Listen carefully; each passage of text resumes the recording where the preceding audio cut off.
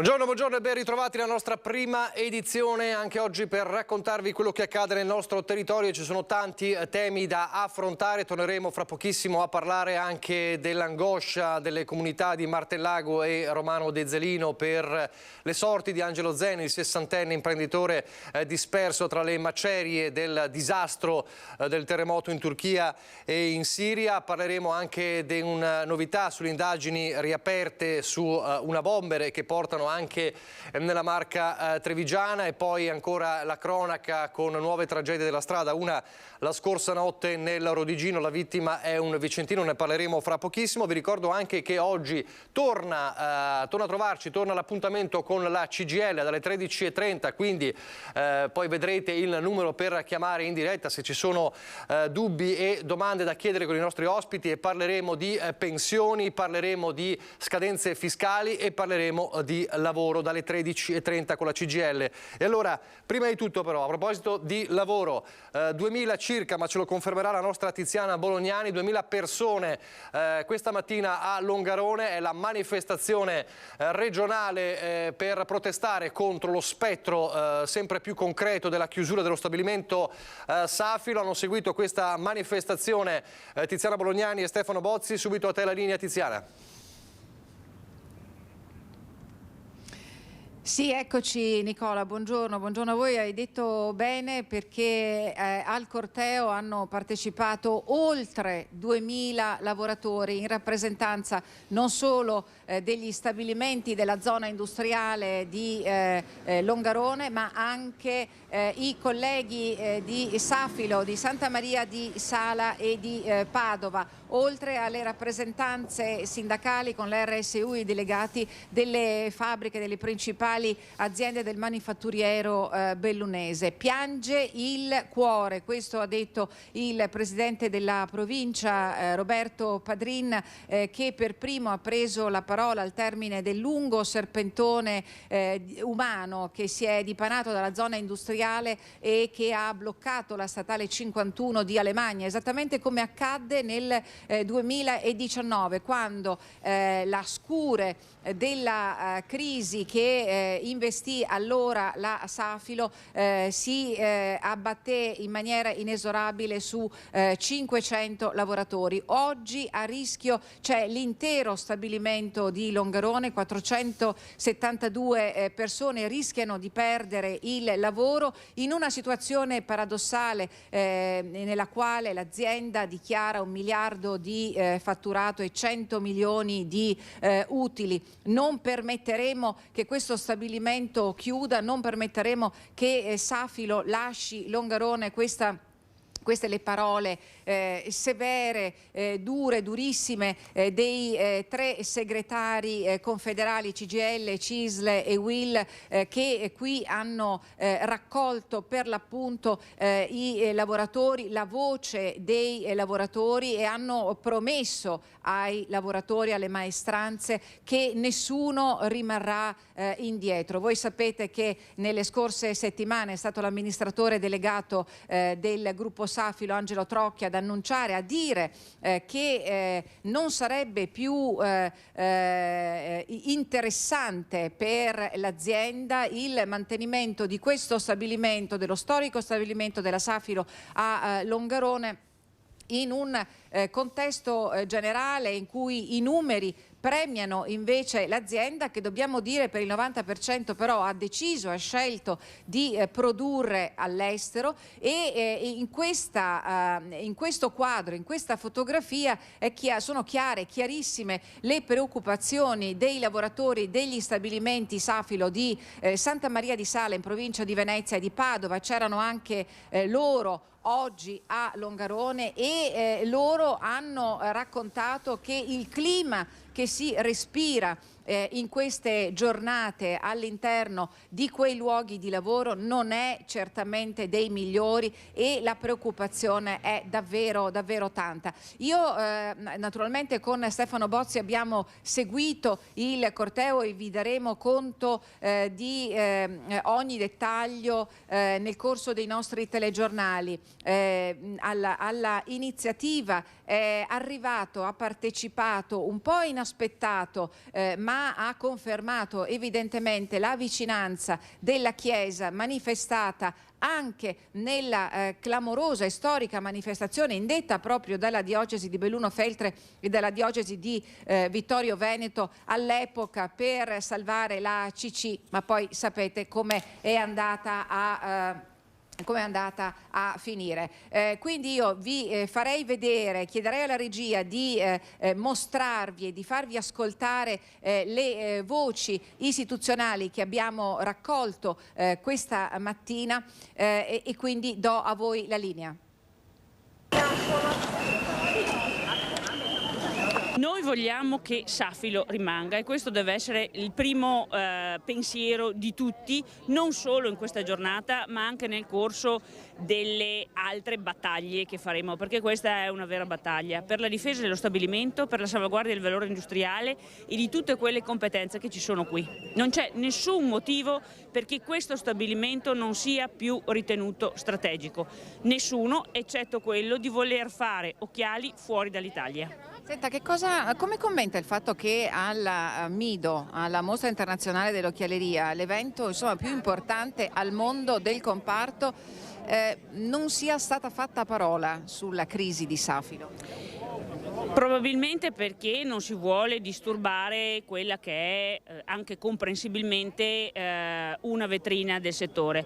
Ma Safilo è la più antica azienda dell'occhiale, è stata quella che ha portato l'occhialeria nel mondo e da Longarone non può e non deve spostarsi. Non dimentichiamoci che questo stabilimento e questo sviluppo anche dell'occhialeria nel territorio è stato costruito anche a causa dei morti del Vajont. Secondo lei che sensazione ha? Ma la sensazione è che ci troviamo di fronte a una situazione paradossale con un'azienda che fa utili, che sta bene, quindi devo dire che è una cosa assurda sotto certi versi. Dobbiamo trovare veramente il modo per convincerli che questo stabilimento vada salvato a tutti i costi. Siamo qui per questo, io posso esprimere la vicinanza e la solidarietà di tutte le comunità cristiane di questo territorio. Non è la prima volta, Monsignor Marangoni, No. Che lei scende in campo vicino ai lavoratori. È questo che non si finisce mai che è il problema, ho detto. Ci sono delle realizzazioni da volere a tutti i costi e da fare concretamente.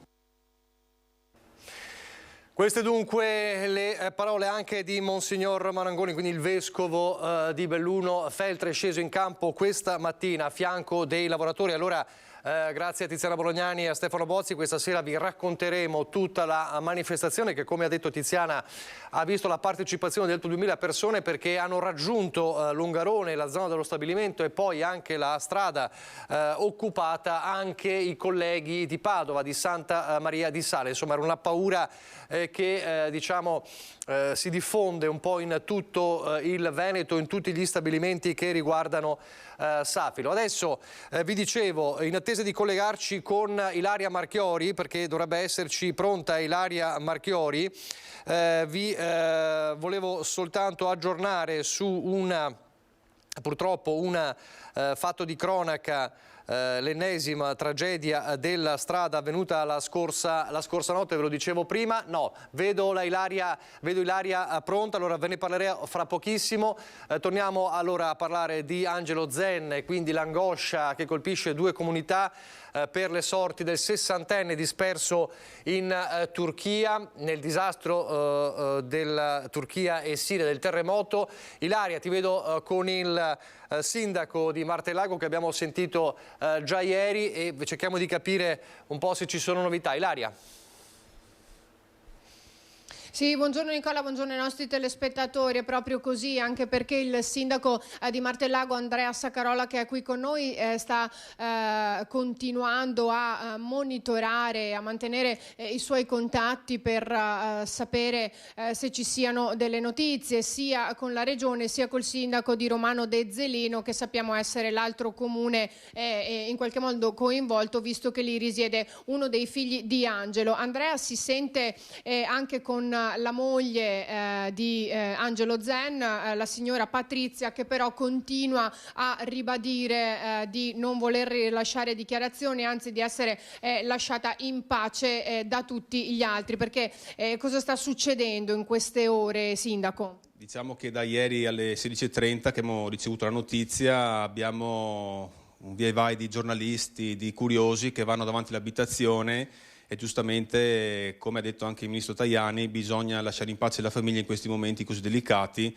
perché hanno bisogno di privacy e così stiamo cercando di fare. Addirittura ha detto che adesso metterà delle transenne. Sì, ha chiesto se può mettere le transenne e noi abbiamo detto come comune fatelo pure, se ci sono bisogno di altre transenne siamo qui a disposizione, mandare l'ufficio patrimonio a metterne ancora perché è giusto che ci sia questa privacy. Lei comunque si sente costantemente, oltre che con la signora Patrizia, anche col sindaco di Romano De Zelino e anche con la regione. Questa mattina ho mandato una mail al sindaco di Romano De Zelino e oggi pomeriggio mi riservo di sentirlo perché siamo due comunità colpite da questa tragedia e quindi è giusto che insieme riusciamo a fare tutto il possibile per portare a casa Angelo prima possibile. Ecco, queste sono ore di apprensione sia per la comunità di Martellago che di Maerne, ma anche di Romano De Zelino. Di tutta l'Italia penso, è l'unico italiano disperso in Turchia, ma penso che sia una tragedia mondiale. Quindi dobbiamo essere tutti uniti e avere la speranza che Angelo torni a casa il prima possibile dalla propria famiglia per riabbracciarla.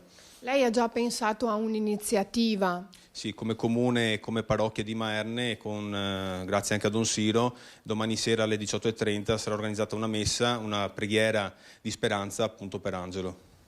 Ecco, avete sentito anche le dichiarazioni del Ministro degli Esteri Antonio Tajani. Continuiamo a cercare il nostro connazionale che ancora non riusciamo a contattare. Siamo in costante comunicazione anche con la Farnesina, ma sentiamo proprio le sue dichiarazioni.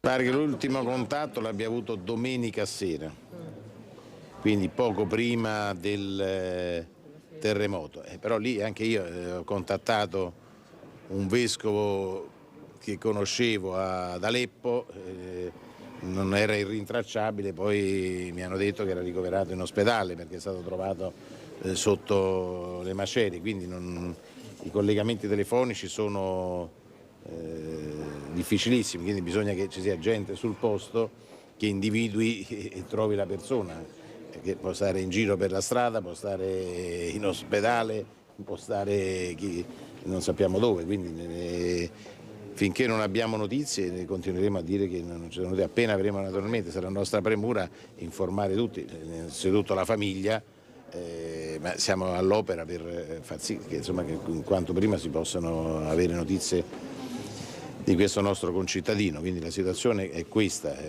purtroppo è una situazione drammatica perché ci sono migliaia e migliaia e migliaia di morti, una tragedia immane che ha colpito due paesi che ora stanno, uno addirittura che viene da 10 anni di guerra civile, quindi immaginate che ferita profonda possa aver subito anche con questo terremoto, però mi pare che sia grande solidarietà da parte di tutti. Avete sentito dunque le parole del ministro Tajani, una situazione drammatica, una tragedia, che sono le parole che si stanno ormai ripetendo da giorni e soprattutto anche nelle ultime ore, anche qui nel comune di Martellago e poi nella comunità di Maerne. Anche noi continueremo a seguire la vicenda passo dopo passo, costantemente in contatto anche con il sindaco che si sta dimostrando molto disponibile, rispettando sempre comunque la volontà della famiglia, quindi io ringrazio Andrea Saccarola e restituisco la linea allo studio. Grazie a Ilaria Marchiori, grazie anche al sindaco. Allora abbiamo parlato di due comunità colpite. Eccole qua, parliamo di due comunità colpite, Martellago ma anche Romano De Zelino. La nostra Monica Smider è andata proprio a Romano De Zelino in questi minuti e la vedo con il sindaco. Vediamo se riusciamo a collegarci con lei. Chiedo alla regia, ad Alberto Piovesan, eccola lì, la vedo. Allora andiamo da Monica Smider a Romano De Zelino, l'altro fronte, diciamo, di attesa per le sorti di Angelo Zenna. Buongiorno a tutti, sono ore di grande apprensione a Romano Dezzelino per Angelo Zen, il 60enne che risulta disperso in Turchia dopo il tremendo terremoto che ha colpito quella zona. Angelo Zen è originario di Romano Dezzelino, qui vivono i due figli Leonardo e Mirko. Con me c'è il sindaco di Romano Simone Bontorin, che ringrazio. La famiglia ha chiesto il massimo riservo, quindi chiediamo proprio al sindaco di farsi portavoce e di darci gli ultimi aggiornamenti di oggi. Proprio ieri pomeriggio ho avuto modo di sentire il figlio maggiore Mirko, che ovviamente ho contattato per capire tutte quelle notizie frammentarie che arrivavano dai media, e evidentemente era già in contatto con la Farnesina, con l'unità di crisi, e sulla base di quello che era questo primo approccio ha chiesto veramente la tranquillità e riservo attorno alla questione e attorno alla famiglia.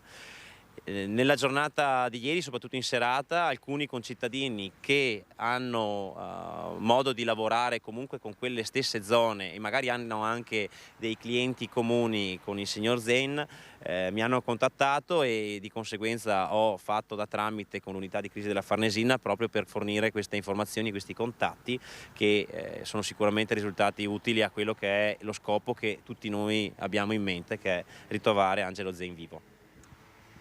Dalla Farnesina che informazioni ha, sindaco? Evidentemente sono informazioni molto riservate, ma tutto quello che può essere utile, contatti diretti in loco o quelli che sono clienti di nostri concittadini che potessero avere delle informazioni aggiornate, dato anche la grande difficoltà che c'è nel mettersi in contatto con quella regione, sono utili. Quindi l'unità di crisi è sempre a disposizione per ricevere queste informazioni, questi contatti, e fare in modo che i soccorsi in quella zona siano sempre più veloci rispetto a quello che abbiamo visto finora. Ricordiamo che Angelo Zen si trovava in Turchia per lavoro, un tecnico orafo, nel momento del terremoto si trovava all'interno di un hotel. Nelle ore successive i familiari hanno cercato di mettersi in contatto telefonicamente con Angelo Zen, ma il telefono è sempre suonato a vuoto. Questo è quello, mi conferma questa versione il figlio Mirko? Che cosa le ha raccontato, sindaco? Ovviamente era un momento di grande apprensione e anche di sofferenza, per cui non ho indagato più di tanto, però da quello che mi hanno riferito questi colleghi o comunque appartenenti al mondo dell'orafo, il telefono non suonava, per cui da domenica sera, per cui evidentemente le difficoltà di connessione con la zona ci sono. Senta, nelle prossime ore lei come si muoverà, sindaco? Rimango sempre a disposizione di tutti coloro che avessero informazioni per fare da tramite, oppure per dare quello che è il contatto con l'unità di crisi della Farnesina, e se la famiglia avrà qualsiasi necessità noi saremo a disposizione. La famiglia nel frattempo le ha già chiesto qualcosa in particolare, no. Disponibilità particolare? No, al momento no, ma evidentemente tutti noi abbiamo un unico obiettivo in testa, quindi tutto il resto viene sicuramente dopo. Sono sicuramente ore, sindaco, di grande tensione queste, non soltanto per la famiglia ma per l'intera comunità di Romano Dezzelino. Sì, la famiglia Zen, da cui proviene Angelo, è molto conosciuta a Fellette, la nostra frazione qui a sud del municipio, e di conseguenza ieri da alcuni contatti con il parroco, con altri nostri concittadini, sono uscite una serie di informazioni proprio per contestualizzare anche la conoscenza, perché ovviamente non posso conoscere tutte le persone del paese, però questo ha permesso anche di creare una rete di contatti laddove fosse necessario. Io ringrazio il sindaco di Romano Dezzelino Simone Bontorin. Naturalmente se ci saranno novità nelle prossime ore sarà nostro compito tenere informati i telespettatori. Da Romano Dezzelino è tutto, restituisco la linea allo studio. Grazie Monica, grazie anche al sindaco. Allora restiamo nel Vicentino, vi dicevo, una tragedia della strada la scorsa notte, un uomo di 61 anni, Claudio Peretto di Rosà, appunto nel Vicentino, è morto dopo essere stato investito la scorsa notte da un SUV mentre stava attraversando a piedi la tangenziale est a Rovigo. L'incidente è avvenuto intorno alle 22 di ieri sera. Secondo una prima ricostruzione, Peretto era uscito da un ristorante dove aveva cenato e stava attraversando la strada per andare verso il proprio tir parcheggiato poco distante l'istante quando è stato travolto dalla vettura che lo ha proiettato a 10 metri dal punto dell'impatto. Alla guida del SUV una donna che si è fermata in preda allo shock. Sul posto gli operatori del 118 con carabinieri e vigili del fuoco. Quindi questo autotrasportatore di 61 anni, Claudio Peretto di Rosà, travolto da un SUV mentre attraversava la tangenziale all'uscita dal ristorante. Ci potrebbe essere, e andiamo a Padova, proprio un incidente stradale, o meglio un pirata della strada all'origine della tragedia che ha visto trovare il 55enne bancario agonizzante, poi purtroppo è morto nella zona dell'Arcella. La procura ha aperto un'inchiesta. La procura ha disposto l'autopsia sul corpo di Fabrizio Coppetti, il 55enne bancario trovato agonizzante lunedì sera nell'attraversamento pedonale tra via del Plebiscito e via Avanzo all'Arcella. È morto poco dopo in ospedale. L'esame potrebbe essere effettuato nelle prossime ore. Nel frattempo si cercano testimoni. Il punto in cui Coppetti è stato trovato ferito è molto trafficato e tutti gli elementi possono essere utili alla polizia locale per ricostruire l'accaduto. Al momento tutte le piste sono battute, anche se quella più probabile resta quella dell'investimento. Coppetti è stato ritrovato vicino ad un attraversamento pedonale, quindi potrebbe essere stato centrato da un'auto o da un camion che poi ha proseguito la sua corsa senza prestare soccorso. Purtroppo non ci sono telecamere che puntano direttamente su quella parte della rotonda, ma la polizia locale sta visionando le immagini delle altre telecamere presenti in zona per restringere il numero di veicoli sospetti transitati nell'orario del ritrovamento del corpo. Il bancario, che lavorava all'Unicredit della Stanga, con ogni probabilità stava rientrando nella sua abitazione in via Donorione all'Arcella. Faceva spesso quel tragitto a piedi, era un buon camminatore. Gli inquirenti non escludono anche l'ipotesi dell'aggressione, ma la pista più battuta resta quella dell'investimento. I rilievi condotti dalla polizia locale non hanno riscontrato nessun segno di frenata e pezzi di carrozzeria sull'asfalto. Adesso invece andiamo nel veneziano. L'altro fatto che abbiamo raccontato ieri è quello della scarcerazione per decorrenza dei termini degli imputati del processo dei casalesi a Eraclea. Il processo continua, ma appunto c'è la scarcerazione in attesa delle prossime udienze, che ovviamente ha fatto discutere e sta facendo discutere. Oggi vi racconteremo anche un po' delle impressioni a Eraclea. Allora vediamo intanto il servizio che racconta quello che è successo ieri. Tecnicamente i termini di custodia cautelare non sarebbero finiti, ma il dibattimento in aula è arrivato alla conclusione e non necessita più della custodia cautelare. E così gli imputati del processo per associazione a delinquere di stampo mafioso al cosiddetto clan dei casalesi di Eraclea possono uscire di prigione, a partire da Luciano Donadio, che dopo 3 anni di carcere preventivo potrà far ritorno a casa. Il presidente del tribunale ha infatti accolto la richiesta dei difensori di Donadio, disponendo l'obbligo di dimora nel comune di residenza. La scarcerazione è stata quindi estesa anche ad altri 13 imputati. Nadia Zanchin guida il comune di Eraclea, che si è costituito parte civile nel procedimento. È una notizia che lascia un po' così, ma solamente perché non eravamo minimamente preparati a che fosse così presto. Poi per il resto, insomma, il procedimento è in corso e attendiamo anche noi la sentenza. L'avvocato Giovanni Gentili, legale di Donadio assieme a Renato Alberini, ha preferito non commentare il provvedimento. Continuiamo a mantenere un profilo basso, ha detto, come la delicatezza della natura del caso impone. Il processo dovrebbe concludersi questa estate con la pronuncia della sentenza di primo grado. Credo che comunque i cittadini continuino esattamente a fare come hanno sempre fatto la loro vita, ma non si lasceranno sicuramente influenzare dalla notizia di questa scarcerazione. E c'è una parziale smentita un po' alle parole del sindaco che peraltro ha indetto alle 14.30 una conferenza stampa che seguiremo perché ieri sera, lo vediamo da un video del sito del Gazzettino, ci sono stati sparati alcuni fuochi d'artificio nelle vicinanze della casa di Donadio, il principale, insomma, tra gli imputati del processo. Vediamo questo video pubblicato sul sito del Gazzettino, eccolo qui, con questi, eccoli qua, questi fuochi d'artificio che sono stati sparati nelle vicinanze, lo rivediamo, nelle vicinanze, no, lo vediamo dopo, nelle vicinanze della casa di Donadio, quindi immagini che ovviamente fanno che fanno discutere, anche per capire il rapporto anche di alcuni dei cittadini con queste persone. Vi ovviamente racconteremo ulteriormente l'atmosfera e il clima di Eraclea nei prossimi servizi. Da Venezia di nuovo da Padova, da Venezia di nuovo a Padova, perché il giallo delle ossa, dei resti ritrovati, lo ricorderete, l'abbiamo raccontato nella zona industriale di Marghera, si incrocia in qualche modo con il delitto di Isabella Noventa.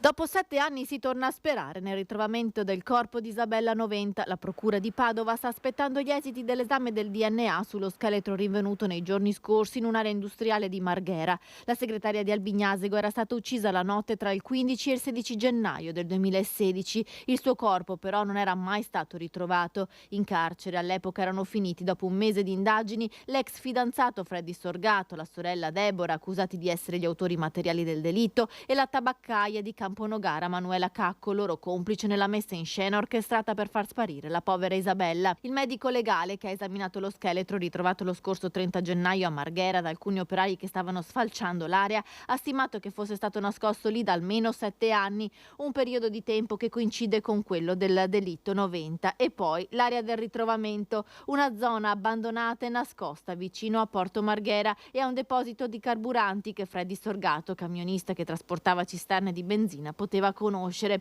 Elementi che hanno riacceso la speranza degli inquirenti, anche se la famiglia della segretaria di Albignasego si mantiene cauta dopo tutti questi anni di sofferenza e piste che alla fine non hanno mai dato esito positivo.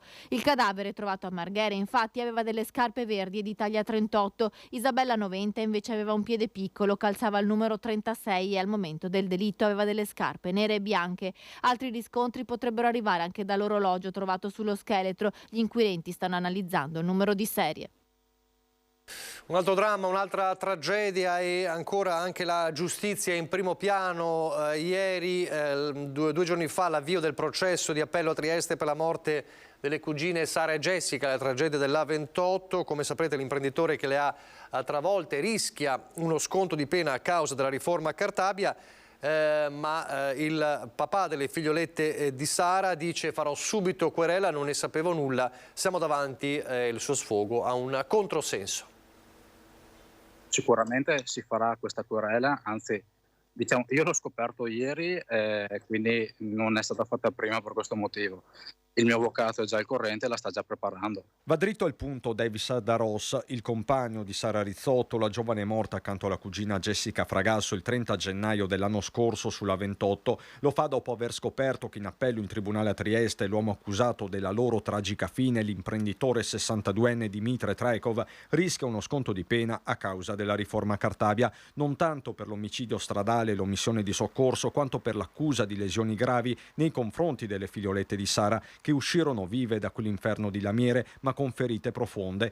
Ebbene, dall'entrata in vigore della riforma per quest'ultima tipologia di reato serve la querela. Se non ci fosse, la pena finale emessa dal primo grado, ovvero 7 anni, potrebbe ridursi in appello di diversi mesi. Assolutamente, già 7 anni, che tra l'altro è ancora a casa, già 7 anni sono pochi.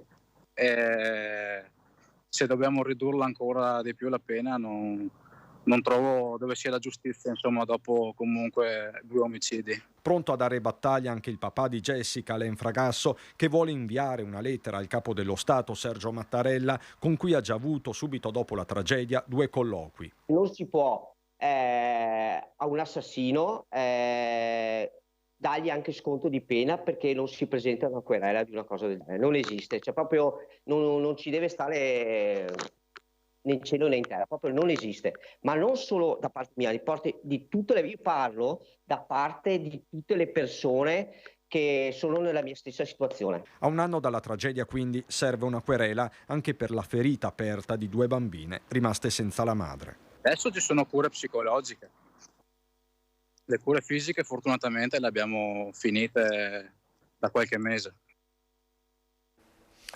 Il degrado, la lotta al degrado, andiamo a Vicenza con lo sgombero di uno stabile abbandonato, lo sgombero delle forze dell'ordine.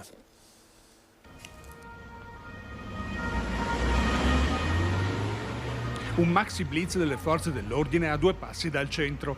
Poco dopo l'alba, oltre 40 uomini tra polizia locale, polizia di Stato, guardia di finanza hanno fatto irruzione in questo stabile abbandonato in via Torino. Per ben 2 volte nel giro di pochi mesi il questore aveva formalmente richiamato i proprietari a sigillare i locali per evitare l'ingresso di intrusi, soprattutto in questa zona confinante con Campomarzo, pesantemente contaminata dal degrado della droga. Gli agenti hanno sorpreso 8 stranieri e una cittadina italiana, tutti con precedenti penali, che dormivano in giacigli di fortuna.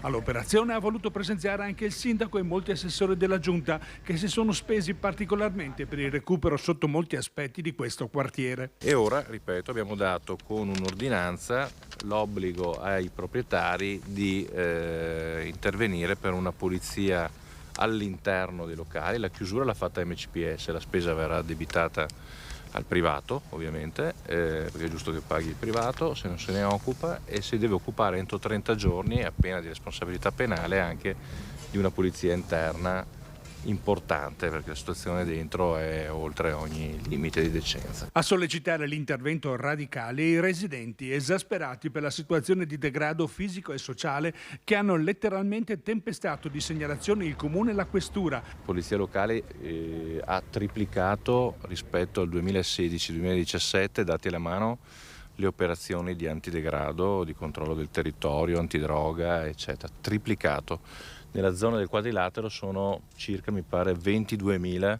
a fronte di 7.000 negli anni della passata amministrazione, quindi dato oggettivo, solo polizia locale, poi metteteci tutto il resto.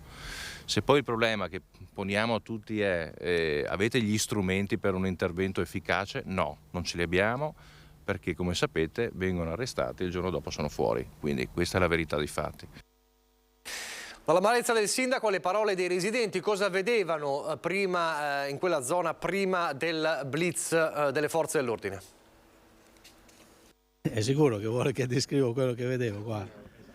Posso dirle, abbiamo visto persone che facevano sesso in piedi qua, oltre che campanelli di persone con bustine, gente che entrava col trolley o entrava con mezzi arredi avanti e indietro, ma questa storia è cominciata tanti anni fa, ripeto, adesso non voglio fare politica, ma diversi anni che va avanti. Sì, noi che portiamo fuori anche i cani a qualsiasi ora del giorno, è impressionante uscire, non si può neanche fare questo piccolo tratto di strada che viene assalito da uomini di colore, da prostitute, da tossiche che continuamente ti corrono indietro perché vogliono i soldi o usano soltanto anche la scusa per i cani, per toccarli. Qua si fa buio.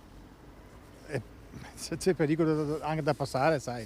Per cui siamo tutti particolarmente preoccupati perché diventerà un ghetto, quindi chiediamo aiuto all'amministrazione, chiediamo aiuto al questore, chiediamo aiuto al prefetto, a tutti quelli che ruotano attorno, perché non è giusto questo qua, perché fa molto danno. Ci sono 4 prostitute che vengono a fare il suo servizio qua, c'erano tossicodipendenti, c'erano i spacciatori di Campomarzo che venivano, che il rientro qui praticamente alla sera, cioè quest'estate addirittura c'erano i bambini che venivano a giocare qui al supermercato, cioè dopo aver visto le situazioni del genere non sono più scesi.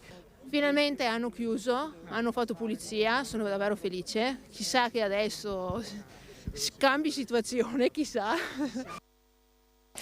Ma c'è ancora molto da fare, vi mostriamo un video girato in una delle strade principali, sempre a Vicenza, Viale del Sole. 2 gruppi che si lanciano le spranghe in pieno giorno, un altro episodio di degrado che fa riflettere.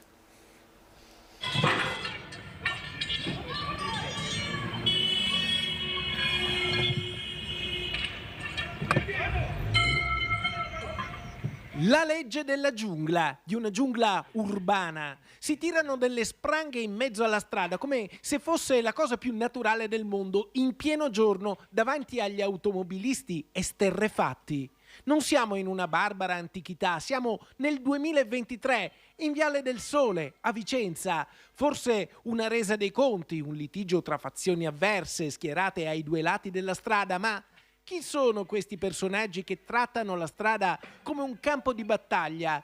Lo chiediamo alla politica, alle istituzioni, cominciando dai governi che in questi anni si sono seduti a Roma e ai parlamentari che nelle varie legislature si sono accomodati alla Camera e in Senato. Com'è possibile che l'Italia sia diventata questa? Cos'è mancato? Che lavoro è stato fatto? Ormai non ci sono più parole perché anche il termine degrado è largamente inflazionato. La politica, che in questi anni tante volte si è interrogata su questioni marginali che non hanno nessuna priorità per i cittadini, ha pensato come impedire che avvengano scene come questa? I sindaci hanno le mani legate, le armi spuntate, le forze dell'ordine sono encomiabili, fanno un lavoro quotidiano preziosissimo, ma deve esserci qualcosa che non funziona se poi un cittadino che va al lavoro o torna a casa, magari con i bambini in macchina, deve fermarsi in mezzo alla strada bloccato da gente che si tira le spranghe. Fortunatamente in questo caso non si registrano feriti, nessuna denuncia o segnalazione risulta arrivata alle autorità competenti.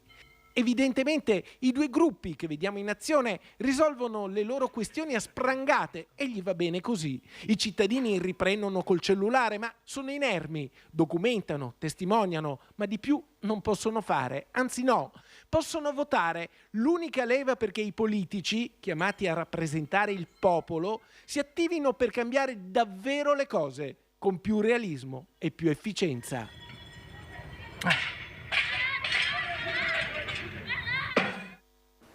Immagini davvero emblematiche. Allora, prima di andare in pubblicità, novità sulle indagini per la riapertura delle indagini sul caso Una Bomber. Come sapete, il 13 marzo ci sarà l'incidente probatorio sul confronto con il DNA tratto dai reperti. Ci sono questi 11 indagati, 10 dei quali erano posizione archiviate ma che ritornano in campo proprio per questo incidente probatorio. Tra queste, lo abbiamo già ricordato, c'è Elvo Zornita, che fu il principale, diciamo, indagato nelle prime fasi dell'inchiesta e poi uscì dall'inchiesta. Bene, il nuovo indagato si trova nella Marca, è un 61enne, quindi il nuovo indagato in più rispetto ai 10 la cui posizione era stata in passato archiviata. Si tratterebbe di un 61enne cagliaritano che si trova nella zona di Gaiarine.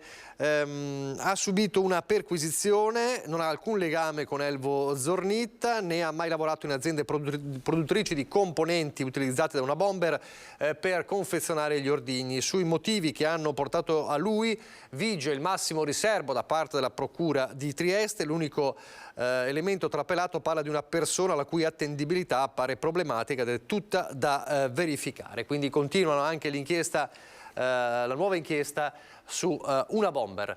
Pochi istanti di pubblicità e poi affronteremo anche la nostra pagina politica.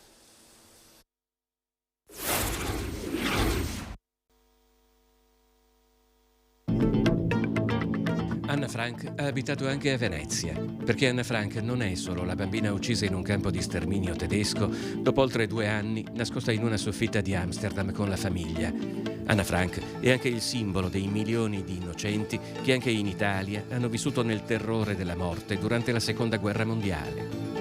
Questa è una storia che ancora non conosce quasi nessuno ed è una storia a lieto fine, perché davanti al portone di questo elegante palazzo del Cinquecento il Comune di Venezia non deporrà mai delle pietre d'inciampo per commemorare chi da qui fu deportato e assassinato in un campo di concentramento. Mio bisnonno e mio nonno in tempo di guerra facevano i salvagenti per l'arsenale e mio nonno mi raccontava che lavoravano qui in periodo in tempo di guerra e al suo tempo avevano nascosto diverse persone ebrei, soprattutto che lavoravano con loro, e sono riusciti a salvarli. Per raggiungere questa soffitta rimasta intatta come era 80 anni fa, quando durante la Repubblica di Salò ha vissuto nascosto un gruppo di ebrei, bisogna attraversare eleganti saloni, persino una cucina, un dedalo di stanze che nasconde porte che come passaggi segreti conducono a scale nascoste fino ad un sottotetto dove in epoche remote alloggiava la servitù del palazzo. Né dal Rio e né dalla fondamenta né dal ponte si riesce a vedere la soffitta o la mansarda, per cui un luogo totalmente segreto. Poi ci sono degli accessi, delle porte segrete dove si doveva passare attraverso un armadio, oppure c'è un armadio che nascondeva. Maurizio Crovato è colui che ha contribuito a rendere pubblica una storia rimasta segreta per 80 anni. È la prima volta che una telecamera entra qui, tra materassi ancora distesi sul pavimento. Un altro passaggio nascosto conduce a quello che sarebbe stato l'ultimo estremo tentativo di salvezza. Qui si apriva una botola e attraverso questa scala si poteva scendere in quello che era un nascondiglio da utilizzarsi nel caso fosse arrivato qualche controllo. Nel sottotetto sono rimaste ancora le grate di un pollaio, a testimonianza di un'epoca in cui non solo sopravvivere, ma anche riuscire a mangiare poteva essere difficile. È uguale, è la stessa cosa, è rimasto tutto completamente integro, anzi secondo me è rimasto integro ancora dal 500. Immagini davvero in esclusiva quelle della nostra emittente, che è entrata per la prima volta in questo nascondiglio di cui non si aveva conoscenza pubblicamente. Parleremo fra poco, un altro tema che affronteremo è quello del giorno del ricordo. Invece ci stiamo avvicinando al giorno del ricordo e quindi al ricordo della tragedia delle foibe, ed è comunque sempre una ricorrenza che fa rispuntare un po' di tensioni e un po' di polemiche politiche. Però prima affrontiamo tanti altri argomenti e lo facciamo con i nostri ospiti politici che ci accompagneranno fino alle 13:30. Paolo Galeano, Partito Democratico, sindaco di Preganziol, buongiorno. Buongiorno a tutti voi. Luigi Susin, Fratelli d'Italia, buongiorno. Buongiorno, grazie dell'invito. Allora, vi do un aggiornamento purtroppo del terremoto. Sono oltre 11.000 le vittime del terremoto in Turchia e Siria. Allora vorrei ripartire da qui, insomma, per sentire un po' le vostre impressioni di questo disastro, anche alla luce del fatto, l'avevamo intervistato proprio ieri, il presidente dell'Istituto Nazionale di Geofisica e Vulcanologia, che ha detto: attenzione, noi non siamo preparati sul tema terremoti, servono stazioni sismiche, l'Italia deve fare molto, l'Italia è un paese a rischio sismico. È chiaro che quello che è accaduto in Turchia e in Siria è un evento eccezionale, però esiste questo rischio, come lo chiamano i tecnici, di epidemia sismica. In ogni caso va fatto qualcosa. Allora, le prime impressioni di questo apocalisse che sta accadendo in Turchia e Siria. Galeano. Beh, come dicevi tu, apocalisse è il termine probabilmente più appropriato per descrivere una cosa davvero straordinaria. E di fronte a eventi come questi c'è davvero poco da commentare, se non esprimere la grande vicinanza e solidarietà alle popolazioni che sono colpite. 11.000 morti ad oggi sono una enormità, vuol dire che davvero la portata dell'evento è stata incredibile. E sì, sul secondo aspetto che veniva affrontato, che è quello che anche il nostro paese potrebbe essere colpito da situazioni di questo tipo, storicamente si sono registrate e hanno portato con sé devastazioni in maniera importante. Poi più o meno velocemente si sono recuperate le situazioni nelle regioni che sono state colpite, dalle popolazioni colpite. Diciamo che da un po' di anni si sta innescando una certa cultura per previsioni normative che obbligano a edificare in determinate maniere e per incentivi e stanziamenti che sono destinati alla riqualificazione e alla messa in sicurezza degli edifici nei nostri territori. Chiaro che dopo, di fronte ad eventi di questa portata, ben poco si può fare, e quindi qui davvero la programmazione umana si ferma laddove la terra va ben oltre, insomma, quello che è contenibile e gestibile. Peraltro appunto c'è anche l'apprensione, l'abbiamo raccontato a Martelago e Romano De Zellino, per l'unico disperso italiano che è appunto un veneto, Alessandro Zen, il consulente orafo disperso tra le macerie. Si spera di ora in ora di avere qualche contatto, purtroppo non si hanno notizie di lui e dei contatti da domenica sera, l'ultimo messaggio che ha mandato alla moglie Patrizia a Martelago. Susini, immagini apocalittiche, serve una coscienza, però dice Galeano, insomma, di fronte a disastri di questo tipo c'è ben poco da fare forse? No, c'è molto da fare perché la Terra ci sta dando probabilmente un messaggio, un segnale, e noi dobbiamo coglierlo al volo senza dubbio.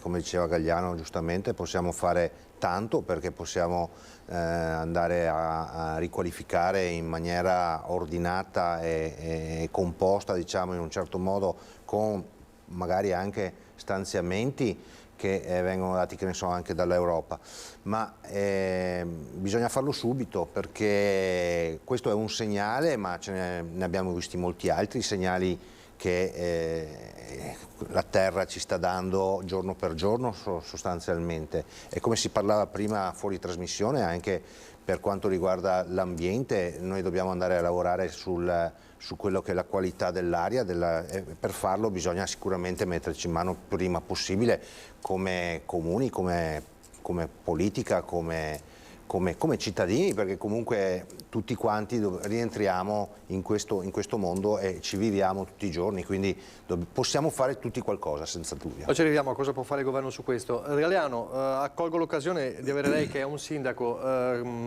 Un mese fa più o meno, forse meno di un mese fa, abbiamo raccontato di quello che era accaduto a Oderzo, la scoperta di queste 2 scuole che avevano diciamo, a rischio sismico. Ecco, la percezione, il monitoraggio delle scuole è la prima cosa per un amministratore da questo punto di vista? Assolutamente sì, ne è testimonianza il fatto che, ovviamente parlo per il mio comune, ma penso che la cosa sia replicabile anche su vasta scala. La gran parte dei finanziamenti o delle risorse che vengono spese sono per la riqualificazione del patrimonio scolastico, nonostante siano delle opere per cui dopo non c'è un ritorno a livello di consenso sul territorio, no? E quindi a volte non è neanche facile comprendere alla popolazione quello che si sta facendo in termini di intervento. Però noi dal 2014 abbiamo fatto una riunione con le rappresentanze dei genitori proprio la settimana scorsa, 10 giorni fa, abbiamo fatto un percorso davvero importante. L'obbligo primario che c'è dagli anni 2000, dall'inizio degli anni 2000, era quello di avere un'indagine, un'analisi che desse le risultanze del livello di sicurezza sismica degli edifici e sulla base di quello di partire con gli investimenti per adeguare o migliorare sismicamente i vari edifici. Siamo arrivati su 8 plessi a sistemarne 6. Uno era già adeguato perché costruito in epoca in cui la normativa per la sicurezza sismica già prevedeva determinati standard. Adesso ci mancherà, dopo la conclusione dell'intervento alle scuole San Trovaso, che sarà più o meno nell'autunno di quest'anno, la scuola media, che è il pachiderma dal punto di vista del patrimonio del nostro comune. Quindi il patrimonio scolastico è il primo e più importante intervento, perché ovviamente ci stanno migliaia di bambini e di ragazzi ogni giorno, insieme a tutto il corpo insegnanti e al personale che collabora, e quindi è il primo intervento di civiltà e di sicurezza che le amministrazioni sono chiamate a fare su questo fronte. Allora, un altro tema che abbiamo affrontato nella prima edizione, proprio all'inizio, abbiamo raccontato con Tiziana Bolognani e Stefano Bozzi la marcia del oltre 2000 lavoratori della Safilo che hanno raggiunto, diciamo, i loro colleghi di Longarone, da Santa Maria di Sale e da Padova, per marciare contro quello che è più di un'ipotesi, lo spettro della chiusura dello stabilimento Safilo. Un altro tema davvero che arriva in un momento molto difficile. Lei è anche responsabile, insomma, economico di Fratelli d'Italia.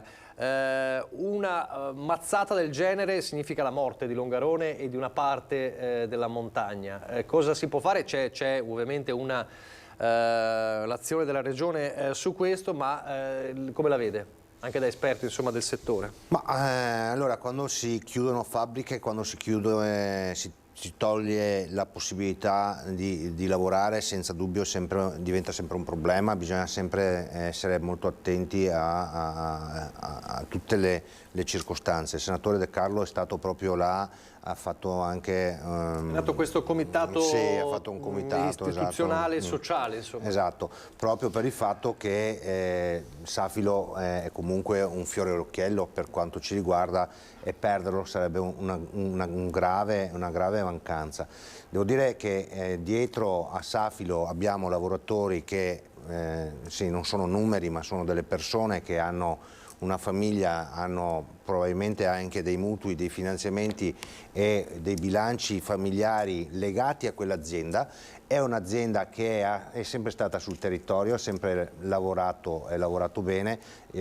Oggi come oggi io penso che perdere Safilo da Longarone sarebbe un grave problema. Bisogna fare tutto quanto il possibile per farla restare a Longarone. Galeano.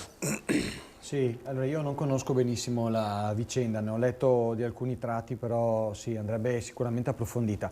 Penso che ci sia due grandi temi di fondo, uno sulla responsabilità imprenditoriale in termini di ricadute sociali. Insomma, l'impresa deve avere un forte radicamento sul territorio perché oltre a ovviamente creare ricchezza per chi la conduce, è un grande valore per il territorio in termini di quello che poi porta a beneficio delle famiglie, di prodotti, di lavoro, quindi questo deve essere sempre uno dei temi centrali, quindi la responsabilità sociale di chi fa impresa, consapevole sempre delle ricadute che ci possono essere nel momento in cui si fanno delle scelte di questo tipo. E poi sull'altro fronte, quello dell'importanza che abbiamo noi, visto che dopo siamo i politici che devono cercare di condurre queste cose, pur in un momento in cui il mercato è sostanzialmente lasciato molto libero di fare la sua vita, i suoi percorsi, nonostante il Covid, la pandemia e la crisi energetica di questi anni ci abbiano, secondo me, riportato in maniera evidente di come sia importantissimo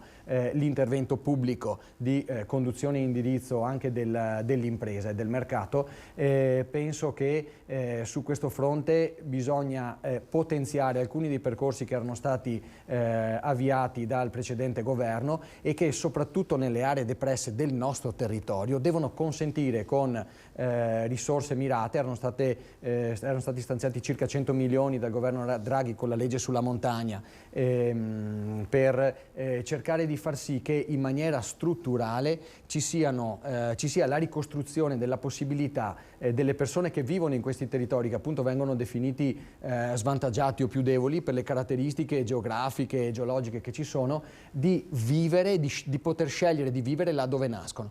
Invece, se noi lasciamo che il mercato vada per conto suo, le regole e comunque i grossi centri di produzione, i grossi interessi si spostano laddove è più comodo che ci sia questa produzione o lo svolgimento di questi interessi. Quindi davvero penso che ci debba essere una grande operazione condotta a livello nazionale di supporto della vita in questi territori. Era stato fatto con gli incentivi per gli insegnanti per tornare a insegnare nelle scuole statali di quelle valli, era stato fatto con l'ottica di dare sostegno anche alle imprese. Davvero penso che poter ricostituire il diritto delle popolazioni che abitano in quelle aree di poter scegliere di vivere là dove nascono sia un obiettivo che tutte le parti politiche insieme devono darsi. Allora, riparto da lei. Questo governo, quindi entriamo proprio nella parte più politica, questo governo sul tema lavoro cosa sta facendo, cosa non sta facendo? Sono passati 100 giorni famosi, si sta dando un po' di bilancio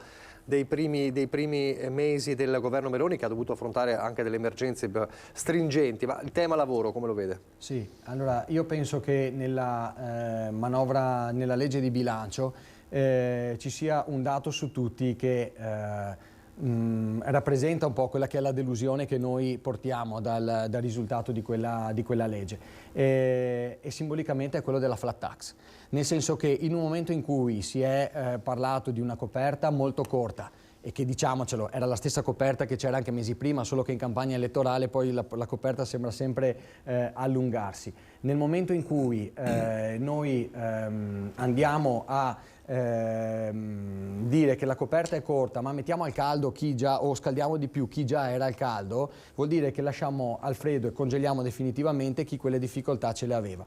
L'aver spostato delle risorse che non saranno state tantissime ma comunque significative nel momento in cui sono state fatte scelte importanti a livello di tagli su dove indirizzare gli interventi sulla flat tax non era certo la priorità, invece andavano probabilmente aiutate quelle fasce che più ne avevano bisogno. Su questo fronte secondo me ci sono stati poi dei tentennamenti iniziali e su cui va dato un segnale invece forte. L'Europa è riuscita a mettere alcuni paletti su questo, sull'evasione fiscale, che è un tema enorme. Basti pensare a quelli che sono i miliardi che noi lasciamo sul campo ogni anno. Il PNRR pesa 230 miliardi ed è una partita una tantum che tutti ripetono e reputano ovviamente storica. Se noi pensiamo che lasciamo sul campo 100-120 miliardi ogni anno per tasse non pagate, noi non possiamo pensare che la lotta all'evasione sia un qualcosa di secondario, e su questo il pagamento in contante piuttosto che il pagamento digitale ha un'importanza davvero fondamentale. Ci sono studi pubblicati di recente che dicono come il passaggio ogni 10 euro che vengono messi sul mercato e pagati in contante, 3,5 finiscono nel giro del nero, quindi fuori dal controllo fiscale. Col pagamento digitale quella soglia si riduce a 1,2, quindi già un 20% viene recuperato. Cioè, sono risorse fondamentali, parliamo di miliardi e miliardi, quindi su questo, ripeto, secondo me non dovrebbero esserci tentennamenti, ma una chiara lotta trasversale politica, perché quelle risorse sono le risorse di tutti. Ultima cosa, e poi chiudo, il Presidente della Repubblica Mattarella su questo era stato molto chiaro nel suo discorso di fine anno e ha detto che quelli che possono essere chiamati cittadini della Repubblica sono quelli che le tasse le pagano, perché quelli sono le risorse di tutti che ci consentono poi di avere ritorni in termini di sanità e di servizi che reputiamo essenziali. Certo. Susini. Ma non sono ovviamente d'accordo su quello che dice Galliano, nel senso che abbiamo un governo che ha fatto una manovra in 25 giorni, forti del fatto che è arrivata così in quel momento là, e quindi bisognava chiudere, giustamente come si è detto, comunque bisognava chiudere il bilancio entro il 31/12, perché sennò si andava a fare noi in amministrazione, l'esercizio provvisorio. Bravo, scusa, grazie. In esercizio provvisorio, e quindi bisognava chiuderla entro il 31/12. Chiudendola entro il 31/12 si è dato ovviamente spazio e attenzione, come si era detto in campagna elettorale, tra l'altro, a quello che erano i costi energetici. Tanto è vero che sono stati messi per i costi energetici 21 miliardi, quindi i 10 miliardi li abbiamo messi dopo, sono stati messi a disposizione delle famiglie, come in tanti modi, vedi il bonus bebè, vedi comunque il welfare che è stato fatto, vedi, cioè, insomma sono stati messi a disposizione delle famiglie, non è stato preso in considerazione il discorso delle accise, perché comunque era un argomento che si chiudeva a 31/12 proprio come aveva previsto il governo precedente, e in quel momento là il carburante era in discesa come costo, quindi anche se non si andava a mettere mano alle accise, comunque il prezzo del gasolio, del carburante restava invariato, quello che tra l'altro è successo, nessuno può dire il contrario, perché comunque si era montata un po' la polemica dei 2 euro, 2,50 euro in autostrada e via dicendo, ma dopo effettivamente non è proprio così. Devo dire che per quanto riguarda l'evasione fiscale, io sarei molto più attento a quello che è l'elusione fiscale. Abbiamo aziende molto importanti che portano fuori dei denari, che non pagano le tasse, ma portano fuori dei volumi di denaro molto consistenti, cosa diversa di quello che è l'evasione fiscale che può fare una PMI in pochi denari che può girare durante un anno. E io che comunque lavoro con la mia azienda, con i privati tutti i giorni, posso garantire che se c'è qualcuno che vuole fare dell'evasione fiscale la fa, non è il contante che fa la differenza, tanto è vero che se andiamo in Germania non c'è limite di contante, però devo dire, aver alzato il limite di 5.000 euro del contante non vuol dire che andiamo a fare evasione fiscale, perché, ripeto, il fatto di andare a avere la possibilità di pagare in contanti, il ristoratore quando si va a pagare comunque ti fa lo scontrino fiscale. Nessuno dice che non deve essere fatta appunto la fatturazione o gli scontrini fiscali, anche perché siamo comunque consapevoli del fatto, come dice Galliano, che con quelle tasse che un'azienda paga dal 70 al 74% tra dirette e indirette di tasse, si va a creare dei servizi che dopo usufruiamo tutti quanti. Quindi io credo che la buona volontà e il buon senso degli italiani oggi come oggi ci porti tranquillamente a gestire il contante senza andare a fare nero, insomma. Galliano.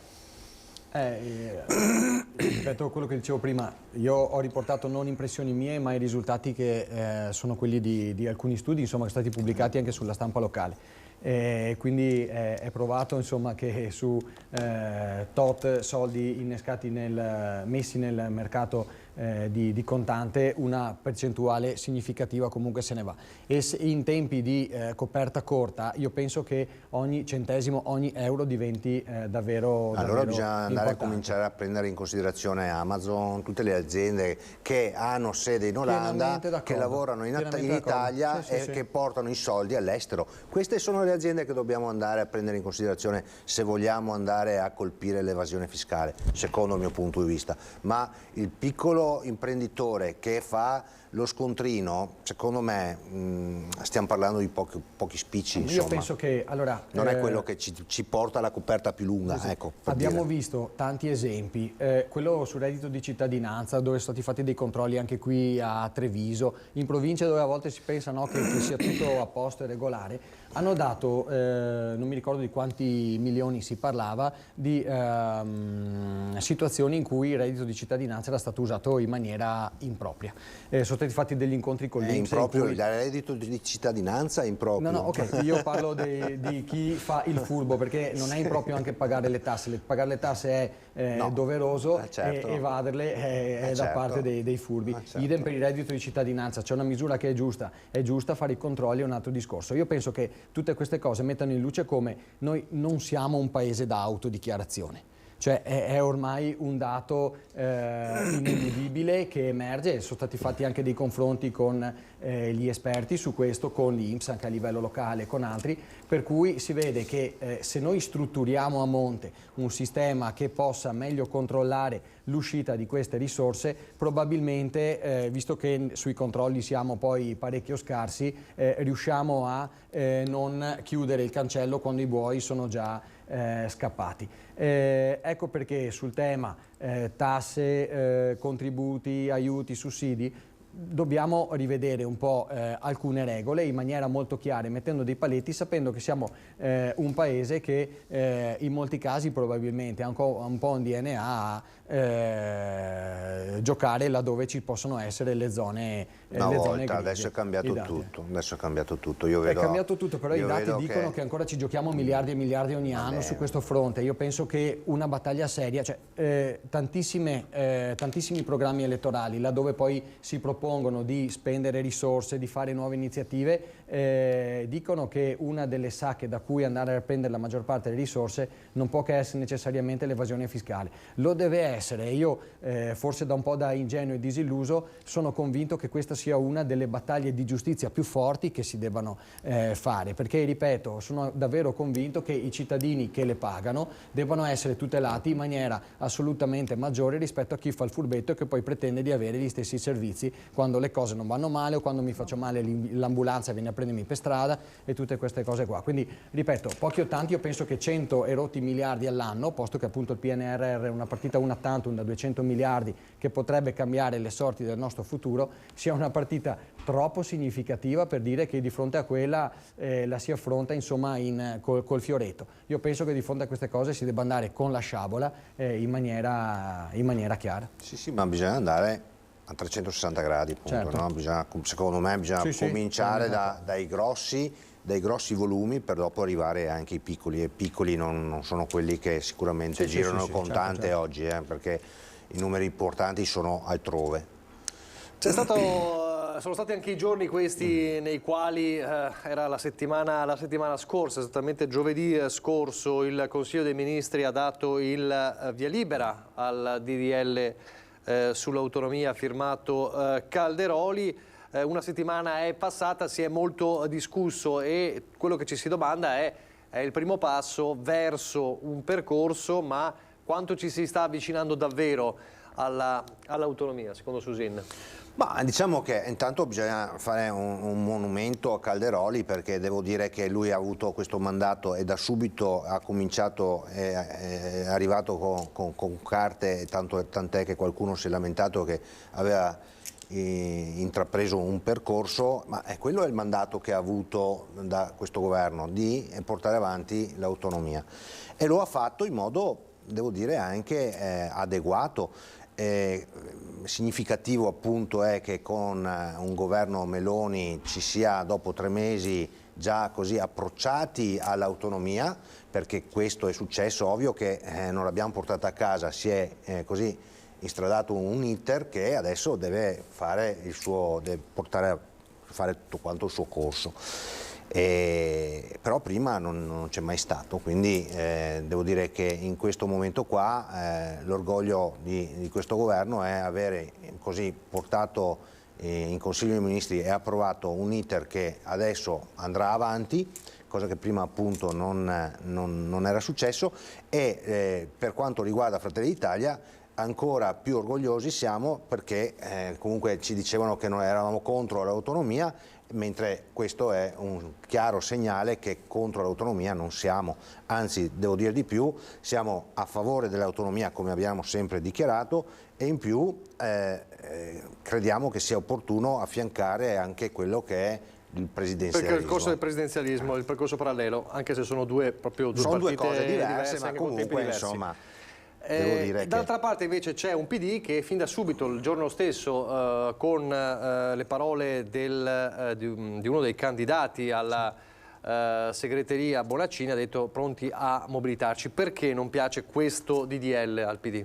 Allora, io parto sempre dal presupposto che l'autonomia non è qualcosa che ci si è inventati ex novo, ma è prevista nella nostra Costituzione. Esatto. Gli articoli 116 e seguenti parlano in maniera chiara di quello che è il principio di sussidiarietà e della vicinanza, della positività, insomma dell'idea del principio per cui le risorse vengono spese meglio se i livelli di governo più vicini a chi insomma quelle risorse sono destinate le gestiscono.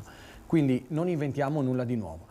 Ci sono però dei principi che riteniamo che vadano tenuti fermi affinché l'autonomia non vada poi in favore di uno spezzatino a livello nazionale che crei differenze ulteriori rispetto a quelle che già ci sono, perché l'obiettivo dell'autonomia è quello di gestire meglio le risorse, ma senza lasciare nessuno indietro, perché l'obbligo che abbiamo anche con l'attuazione delle risorse del PNRR, che sono destinate in gran parte alle regioni del Mezzogiorno e del Sud Italia, è proprio di cercare di far sì che quelle regioni che possono creare una zavorra sul fatto che l'Italia parta e si rilanci, vengano aiutate proprio nel liberarsi da queste zavorre.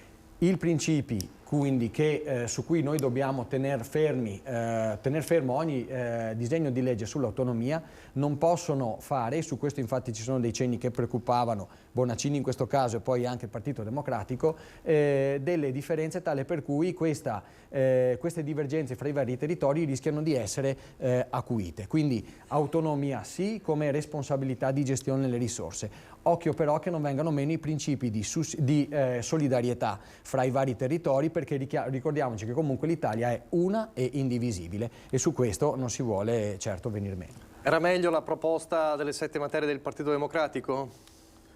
Io penso che l'idea che ci siamo fatti qui in Veneto a partire dal referendum del 2017 sia stata molto distorta e rappresentata in maniera molto diversa rispetto a quella che poi era la realtà. Nel senso che è stata un'immagine, quella che è andata dietro al referendum e la grande adesione che c'è stata, drogata dal fatto che molti pensavano che rimanessero le risorse sui territori. Invece della parte fiscale non si è mai parlato. Nessuno avrebbe avuto il regime che ci sono nelle regioni autonome di Trento e di Bolzano e così via. Le risorse sarebbero rimaste quelle e sarebbero arrivate solo quelle che già ci sono per la gestione di quelle materie. Quindi non si sarebbero spostati euro, si sarebbero spostati i centri di gestione di quelle risorse. Questa cosa non era passata esattamente in maniera chiara, infatti ci fu una grandissima adesione. Quindi ripeto, non penso che sia il problema delle 7 o delle 23 materie, sia un problema di principio. Ok, gestione più prossima ai centri di governo e ai beneficiari di quelle risorse, ma senza far venir meno i principi di solidarietà che servono per non creare ulteriori divergenze e distanze fra i vari territori e quindi le popolazioni che li abitano. Infatti questo è quello che dice il governo, cioè se ci sono delle popolazioni che sono in difficoltà comunque comunque verranno aiutate, non è che perché c'è l'autonomia gli altri devono essere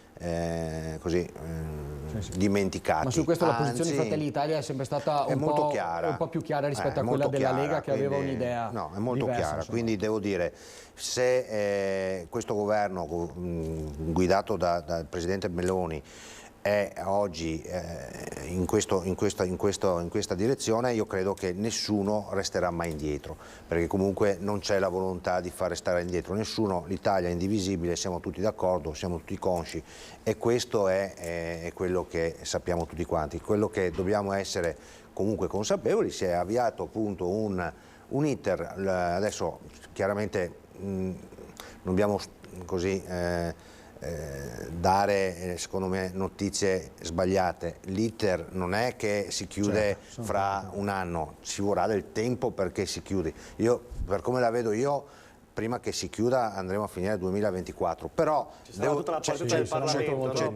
tutto quanto un iter importante da fare, quindi aspettiamoci comunque che ci sia del tempo, che trascorra ancora del tempo, perché qua siamo a 1935 giorni, ma quel contatore là credo che vada avanti ancora, insomma. C'è il rischio dal punto di vista di chi l'autonomia la vuole, anche come l'ha voluta il referendum, che poi si arrivi ad arenarsi nel Parlamento, o che arrivi una autonomia diversa da quella di partenza? Ma diversa o non lo so, comunque sono state chieste 23 materie. La mia idea è quella che se vengono chieste 23 materie devono essere date. Se io dopo non sono in grado di gestirle, le materie che non sono in grado di gestire le darò indietro. Sono io che dopo consciamente... Il rapporto regione-Stato, insomma, certo, singola regione-Stato, almeno secondo sì, questo il disegno. Bisognerà andare a fare, secondo il mio punto di vista, è dopo la regione che saprà se è in grado o meno di gestire tutte le materie che le vengono date, e questo fa parte anche del buon amministratore, perché il buon amministratore sa se è in grado di fare una cosa o meno. Il sindaco stesso è conscio di quello che riesce a fare nel suo comune, e in regione è la stessa cosa.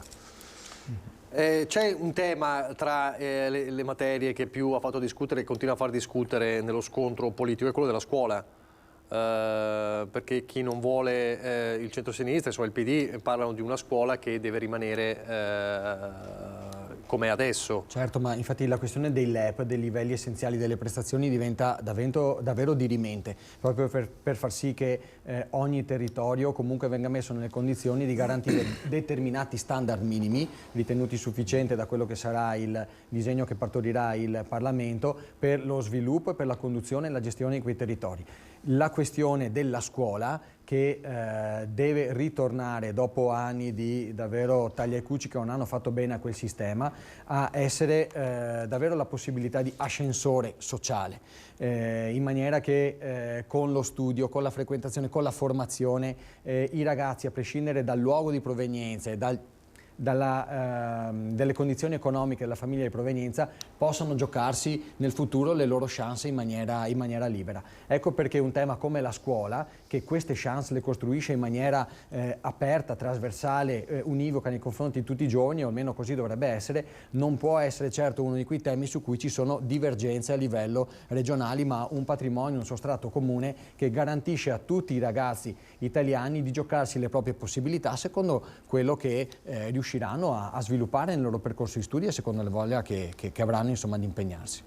La scuola, Sosin? Poi chiudiamo Ma allora io da imprenditore voglio fare un ragionamento un po' diverso, nel senso che chi ci dice che andare a gestire la scuola non possa essere migliore, non lo sappiamo, anche là bisogna capire che tipo di programma può fare una regione. Dopo sono d'accordo anch'io, la scuola è una cosa che comunque va gestita in un certo modo, se si dà una linearità è sicuramente meglio, però secondo il mio punto di vista magari lasciare una piccola finestra aperta in modo che comunque ci sia anche da poter aggiungere su una regione se c'è la possibilità, perché non è detto che tutti quanti possano essere allo stesso livello, a quei livelli là, perché può essere anche la regione che vuole implementare ai programmi nazionali che ci sono oggi. struttura. Penso che su questo l'autonomia scolastica che c'è già offra dei margini di manovra, discrezionalità, sì, esatto, sì, agli sì, istituti o ai vari appunto istituti comprensivi. Infatti c'è di solito l'intersecarsi dei progetti con le proposte che arrivano dal territorio, esatto. il dialogo col territorio. Quello deve penso che esserci questo già, sempre, è importante che ci possa fornire insomma quei margini necessari per arrivare a integrare la proposta di base con le declinazioni territoriali insomma necessarie. Lasciamo l'autonomia, faccio rivedere anche a voi il video che abbiamo riproposto ieri, lo dico anche alla regia, chi ci sta seguendo in regia, Alberto Piovesan e Francesca Pezzo. Eccolo qua, questo è il video pubblicato sul sito del Gazzettino, vediamo se sente anche il rumore. Eccolo qua, i fuochi d'artificio, sui quali peraltro si sta credo indagando, i fuochi d'artificio che sono stati sparati ieri sera a Eraclea, nelle vicinanze della casa di Donadio, il principale protagonista del processo dei casalesi Eraclea. La notizia l'abbiamo ricordata prima, insomma la decorrenza dei termini e la scarcerazione, il processo chiaramente va avanti, ma ha fatto specie questa situazione. La stessa sindaca alle 14:30 farà una conferenza stampa che seguiremo su questa vicenda. Fa specie però vedere quei fuochi d'artificio, è chiaro, lo ribadiamo, non stiamo parlando di tutti i cittadini di Eraclea, però fa specie. Galeano. Sì, fa specie, fa davvero un grande rammarico su vari fronti, che non ci sia la consapevolezza di quanto quelle attività a livello generale abbiano influito in maniera negativa sul territorio, e poi perché invece a livello più giudiziario che della vita della comunità penso che la notizia che è passata ieri sui giornali non sia un gran bel segnale. Su questo io ho provato a leggere, perché poi le situazioni sono sempre molto complesse dal punto di vista giuridico. Ho visto che il procuratore della Repubblica Cherchi, il giudice terzo, il magistrato terzo si sono riservati di leggere bene gli atti prima di prendere posizione. Però se devo parlare oltre i termini giuridici, penso che, ripeto, le attività dei casalesi in quel territorio sono state così negative, perché ricordiamoci che la mafia è privazione di libertà, perché di fronte all'ossigeno che uno può percepire nel momento in cui arriva l'aiuto iniziale, poi arriva il cappio al collo definitivo di quell'attività sulle persone che vengono tirate dentro al circuito, la maniera così negativa con cui l'attività dei casalesi ha inciso su quei territori debba davvero fare ogni sforzo possibile per far sì che tutte le misure legislative e normative possibili vengano applicate fino in fondo. Qui c'è stata una richiesta di scarcerazione anzitempo rispetto ai termini di decorrenza della misura cautelare.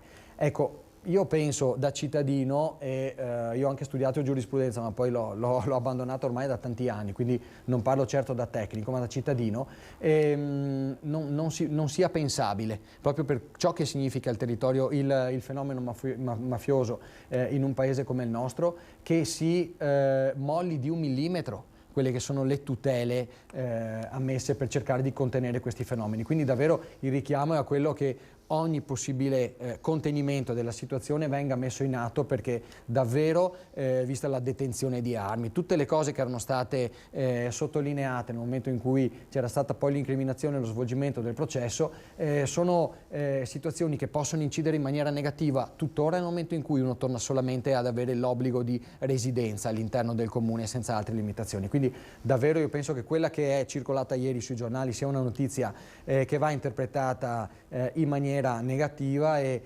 spero davvero che ci possano essere degli sviluppi migliori nei prossimi giorni, perché davvero sarebbe un pessimo sviluppo per i nostri territori.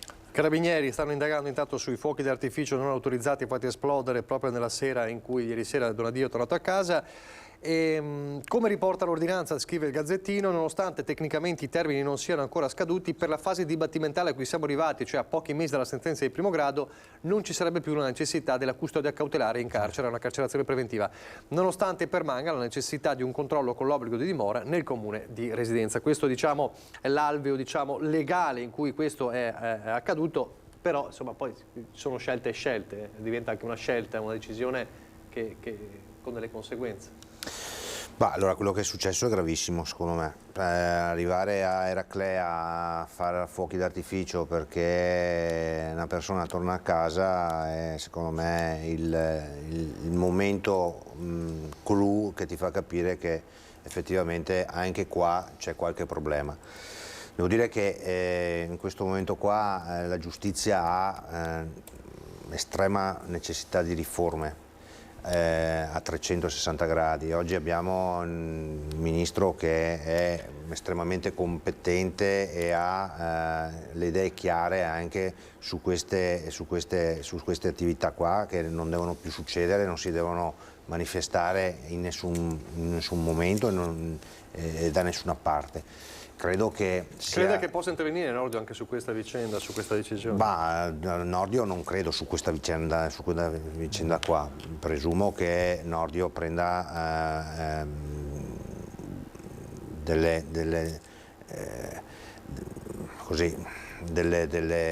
decisioni a livello più complesso e generale. Devo dire che qua se quello che è successo, ripeto, è una cosa grave, però non deve più accadere, perché comunque il fatto che noi siamo sempre stati dell'idea che le pene devono essere certe e applicabili, perché se no i risultati che vediamo sono quelli dei fuochi d'artificio, e penso che per quanto riguarda sia Eraclea ma il Veneto tutto non sia un bel vedere, insomma. Peraltro lei è un imprenditore, no? E noi sappiamo benissimo che molti di coloro che finiscono poi nella rete della criminalità organizzata sono imprenditori in difficoltà.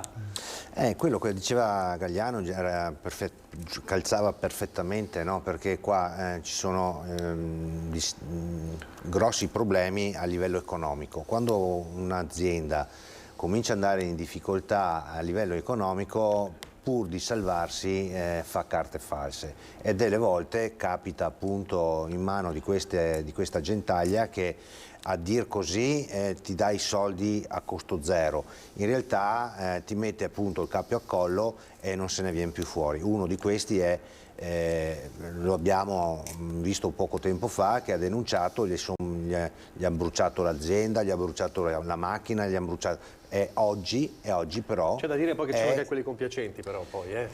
Per l'amor di Dio, ci saranno anche quelli compiacenti, ma questo che ha denunciato andava tutelato a 360 gradi, questo ha perso tutto e oggi è su una strada. Quindi devo dire, noi non ci possiamo fare intimidire dalla organizzazione malavitosa per nessun motivo. E questo governo qua è un governo che vuole sicuramente contrastare la malavita.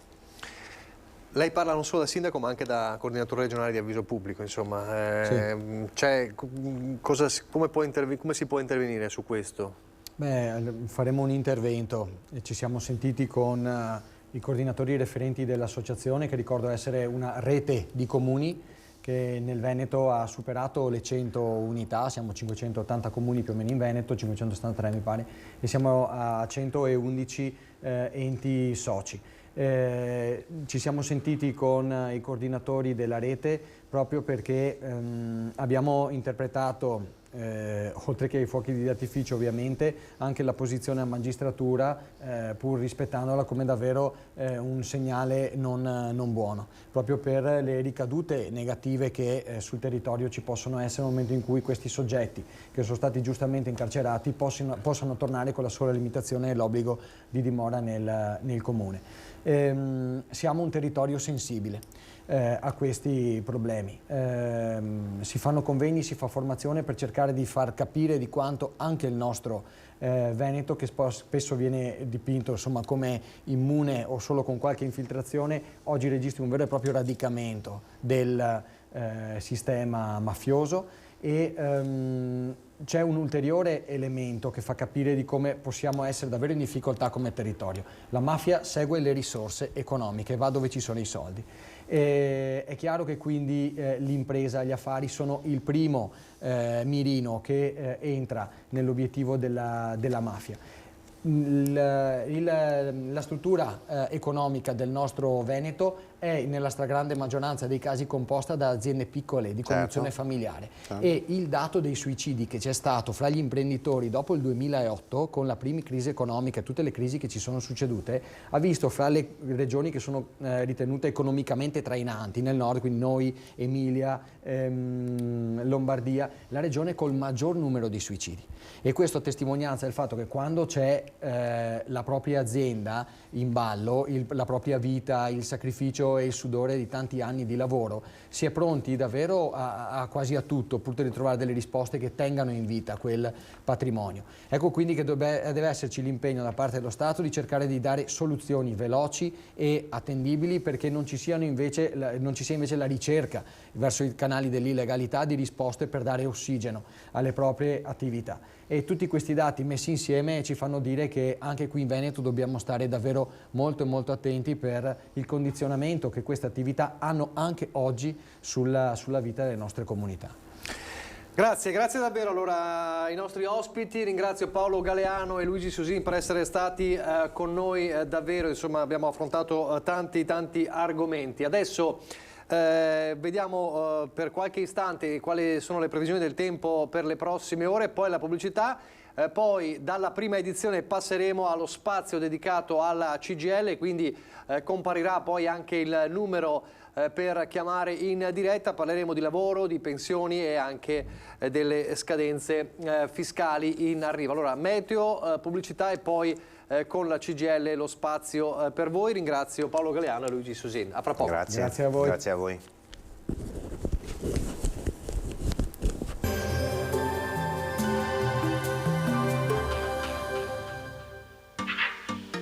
Tremonti, attrezzature e materiale per saldatura professionale a Montebelluna. Benvenuti al meteo. Ancora bel tempo sul nostro territorio grazie all'alta pressione. Farà ancora piuttosto freddo a causa dei venti artici che soffieranno sull'Italia. Vediamo insieme il dettaglio. Sul Veneto la grafica di mercoledì 8 febbraio ci mostra un ampio soleggiamento. Non sono previste precipitazioni degne di nota. Sarà stabile con cielo sgombro da nubi ovunque. Temperature stazionarie, le minime saranno ancora sotto zero, le massime invece si attesteranno tra i 3 e i 6 gradi. Spostiamoci ora sul Friuli Venezia Giulia. Anche qui tanto sole, il cielo si presenterà sereno ovunque o al massimo velato. Sulla costa e sulle zone orientali della regione soffierà bora moderata. Temperature minime sotto zero, massime sui 4-5 gradi. Infine diamo uno sguardo al Trentino Alto Adige, dove il tempo sarà decisamente soleggiato e il cielo sarà generalmente limpido. Temperature minime intorno ai -6, -5 gradi, massime invece tra i 5 e gli 8 gradi all'incirca. Dal meteo per ora è tutto, vi auguro un buon proseguimento in nostra compagnia.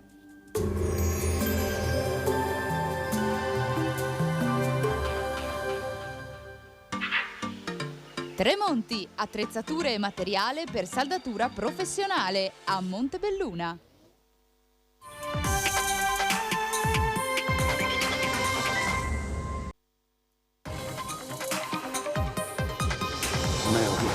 Ho tanti di quegli argomenti. Allora rieccoci in diretta, lo dicevo prima della pubblicità, torna lo spazio con la CGIL, quindi per poter anche spiegare un po' quali sono le sfide del futuro dal punto di vista del sindacato, e ci sono tanti temi da affrontare. Allora, presento subito gli ospiti, parleremo di lavoro, di pensioni, di campagna fiscale. Con me in studio Sara Pasqualin, segretaria organizzativa della CGIL di Treviso. Buongiorno. Buongiorno. E poi c'è Vigilio Biscaro, segretario generale dello SPI CGIL di Treviso, sindacato dei pensionati. Buongiorno. Buongiorno. In collegamento Skype dovremmo avere, eccola qua, la vedo, Monica Giomo, amministratore delegato CAF Veneto. Buongiorno Monica. Buongiorno a voi. Allora, tanti temi dunque che affronteremo. Non posso non partire, visto che abbiamo iniziato la nostra anche prima edizione un'ora fa dalla Safilo, e quindi dalla manifestazione regionale con oltre 2000 persone a Longarone. C'è il tema del lavoro che è in primo piano. Pasqualin, da Safilo in poi, ma abbiamo anche raccontato, per esempio nelle scorse settimane, AkzoNobel a Scorzela, delocalizzazione, insomma ci sono tanti fronti aperti. Sì, sicuramente, diciamo che abbiamo chiuso il 2022 preoccupati per la situazione del mondo del lavoro, con alcune realtà in difficoltà che non sono oggi in difficoltà, sono anni che si trascinano nelle difficoltà, e sicuramente Safilo è una realtà che per il territorio di Belluno è assolutamente importante, è una realtà importante, è una realtà che oggi che chiude crea sicuramente disagio ai lavoratori e alle lavoratrici del territorio, ma tutto il contesto sociale anche di Belluno, perché poi conosciamo il territorio, anche la regione di Belluno e le realtà che c'ha e le situazioni anche lavorative che ci sono, insomma. È ovvio che in questa situazione la priorità, e la CGIL sono anni che suona il campanello d'allerta sul lavoro, è tenere le realtà industriali e le realtà aziendali nei nostri territori. È diventato sempre più difficile dargli delle risposte immediate a quelle che sono le esigenze dei lavoratori. Abbiamo grandi realtà che si stanno spostando da altre parti e abbiamo le piccole realtà che hanno difficoltà a rimanere in piedi.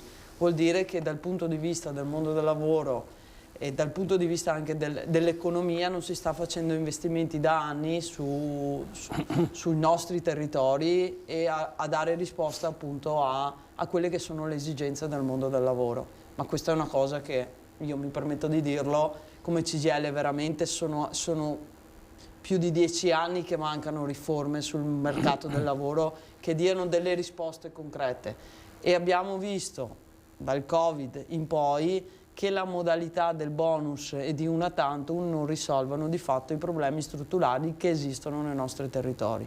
Quindi poi ci sono situazioni del genere dove i lavoratori, le lavoratrici rimangono a casa, in realtà che sono importanti per il contesto sociale ed economico dei nostri territori, e nel momento in cui rimangono a casa rimane un problema comunque del territorio, perché ci sono famiglie, ci sono lavoratori, bisogna ricollocarli, e ad oggi non ci sono investimenti da un punto di vista strutturato anche per riformare le persone e ricollocarle nei luoghi di lavoro.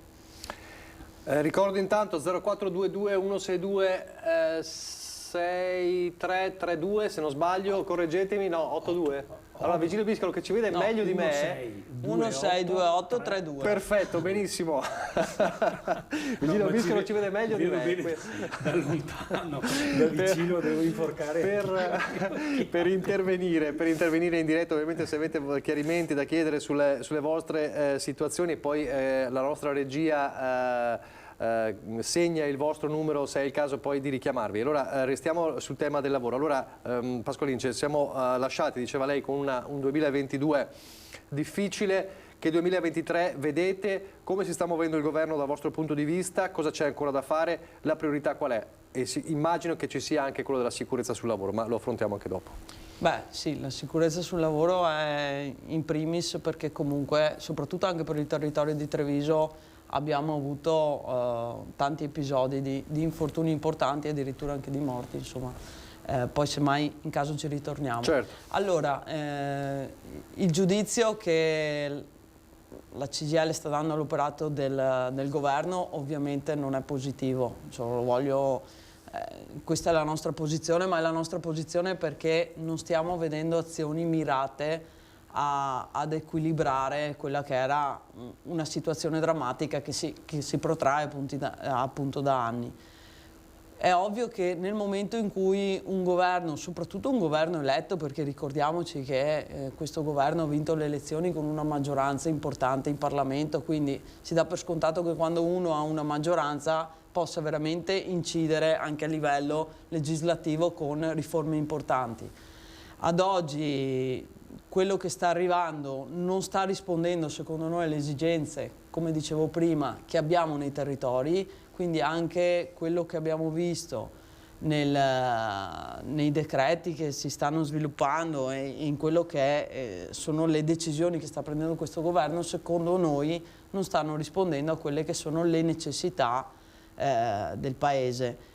In primis, appunto, dicevo il mondo del lavoro, ma c'è tutto il problema del sociale, c'è il problema della sanità, c'è il problema delle pensioni. Dopo su questa cosa sicuramente Vigilio dirà anche lui la sua. C'è il problema di riforme importanti che diano più soldi in tasca alle persone che sono delle fasce più deboli, perché ad oggi il divario che esiste tra le persone di fascia più debole e le persone invece che si stanno arricchendo sta aumentando, e questo vuol dire che tu Stato non riesci a dare una risposte importanti al sociale e alle persone che hanno più bisogno. C'è il problema delle scuole, c'è il problema di interventi mirati sui costi. Abbiamo i costi delle energie che continuano ad essere elevati, qualcosa si fa, però sono sempre misure mirate esclusivamente a bonus. C'è il problema della guerra che, diciamocelo, è un problema che è in Europa, ma tocca in automatico anche quelle che sono le questioni dell'Italia e dei rapporti commerciali che abbiamo con gli altri paesi e della gestione dell'Europa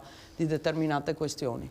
Insomma, l'elenco è lungo. È ovvio che da qualche parte, mi metterei nei panni di chi deve governare, da qualche parte bisogna partire. Il problema è che noi abbiamo l'impressione che non stiano andando nelle cose prioritarie, che non ci sia da parte di questo governo la volontà di intervenire sulle necessità. C'è più tutta una volontà di fare facciata, di dare risposte, di dare il contentino di facciata alle persone per far vedere che le attività si stanno facendo. Ecco, questo se devo dare un giudizio generale.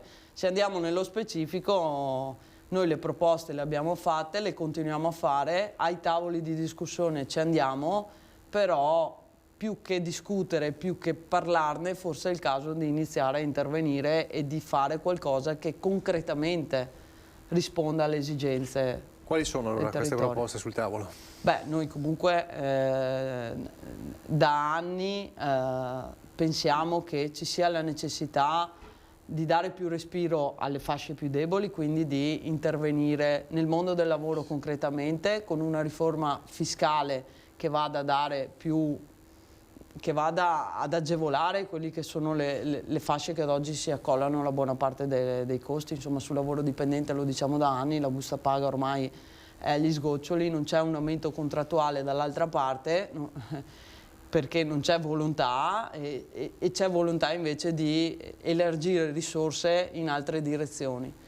Sulla riforma delle pensioni bisogna intervenire, è un paese in cui si chiedono agli anziani di sostenere la buona parte delle famiglie, nel senso che ad oggi ha quasi più reddito un pensionato che un lavoratore, che può essere un figlio piuttosto che. Non dimentichiamoci che nel sociale è anche importante il ruolo della famiglia, perché oggi i nonni cercano anche di andare incontro alle esigenze dei figli che magari lavorando non riescono a gestire a loro volta i figli, e quindi di conseguenza fanno anche da ammortizzatori sociali di tutta un'attività che viene fatta. Non ci sono interventi mirati nella sanità, lo sappiamo, nella sanità sono anni che bisogna intervenire sulla professionalità delle persone, ma soprattutto su dare delle risposte concrete alle persone che hanno necessità. E poi sulla scuola, anche lì non riusciamo a strutturare delle scuole con degli insegnanti che abbiano cattedre, che abbiano investimento, che abbiano formazione, che abbiano sicurezza anche loro nel mondo del lavoro. Abbiamo strutture obsolescenti in alcuni territori, chi più chi meno. C'è una diseguaglianza nel paese che è verticalmente ma anche orizzontalmente, cioè nel senso verticalmente perché tra le regioni, ma poi c'è anche differenza tra territori e territori, e qui manca sicuramente un progetto di fondo che dia ampio respiro ad una serie di azioni mirate a dare delle risposte, come dicevo prima. Cioè, mi pare di aver fatto una lista abbastanza lunga, insomma. E non c'è stata risposta su questo? Su questo sono i tavoli. È ovvio che noi si fa i tavoli di discussione. Il problema è che una cosa che deve essere abbastanza chiara è che il sindacato fa il suo ruolo, segue i lavoratori, le lavoratrici, i pensionati, e fa delle proposte, poi sono le leggi che intervengono a volta per fare le modifiche su quelle che sono le cose che non funzionano. Ad oggi le leggi non sempre vengono fatte in accordo con le parti sociali. Parlo dei sindacati, ma parlo un po' di tutto il contesto delle parti sociali che esistono nel territorio, che forse hanno più esigenza, anzi più conoscenza di quelle che sono le problematiche che esistono. Poi un'altra cosa che la vediamo, e qui apro un altro parallelo, la politica è molto distaccata da quella che è la realtà. Lo abbiamo visto anche con i risultati di chi va a votare. Se la gente non va a votare vuol dire che non è convinta o non si fida che la politica possa essere la soluzione per la sua situazione. E questo è un problema che noi quotidianamente viviamo, perché nel momento in cui la politica non dà le risposte necessarie, tutto quello che avviene non è un trascinare avanti la situazione e farla degenerare. Cosa vi dicono i vostri associati rispetto alla politica? Beh, sono distanti, è difficile fare ragionamenti concreti su quelle che sono le esigenze della politica. C'è molto il non riconoscere quello che, cioè il dire quello che non va male piuttosto di dire quello che viene fatto. Dopodiché noi viviamo in un territorio in cui comunque la politica nei comuni, le discussioni vengono fatte con le istituzioni del territorio, si cerca di muoversi e si cerca di portare dei risultati. Come CGIL noi facciamo contrattazione sociale in tutti i comuni, nella contrattazione sociale con i sindaci, con le difficoltà che hanno anche i sindaci nei territori, si prova a creare delle linee per cercare di trovare delle soluzioni, però poi è ovvio che tutto si ferma a un certo livello e su quel livello lì è opportuno che chi intervenga dia gli strumenti poi per mettere in atto le politiche che sono necessarie. Allora, tra i tanti temi che ha messo sul piatto Sara Pasqualin c'è quello delle pensioni. Allora, io partirei con Virgilio Biscalo con l'indagine che abbiamo raccontato ieri nel nostro servizio, che è emblematica di quello che sta accadendo.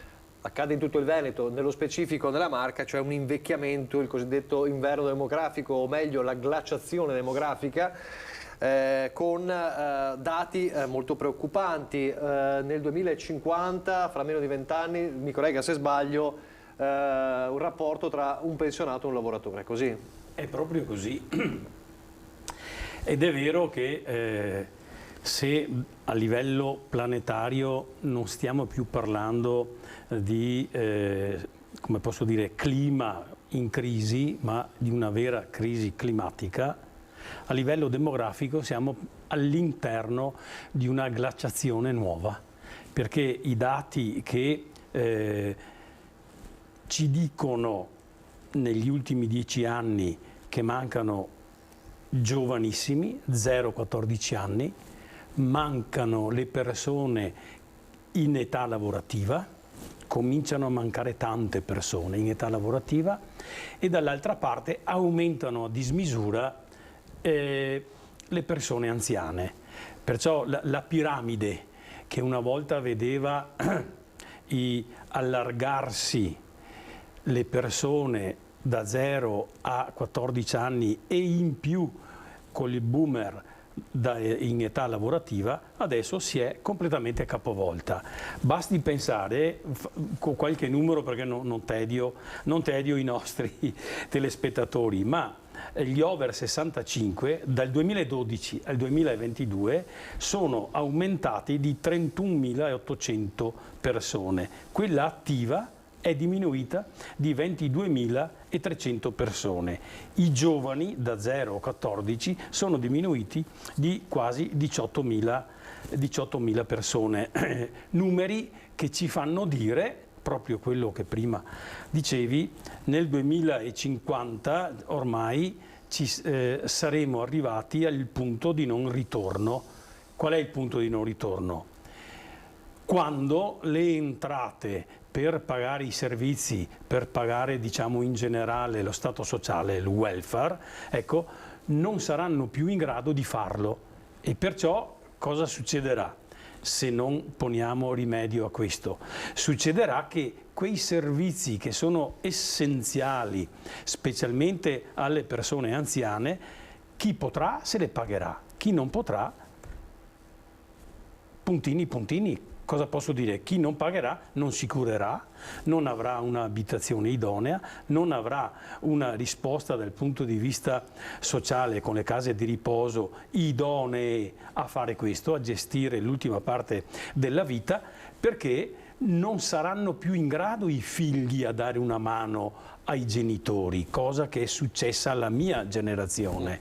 E questo è gravissimo per uno Stato che qualsiasi compagine governativa sia andata al governo in questi ultimi anni parlando di coesione sociale, uno Stato che non sia in grado di garantire questa coesione sociale.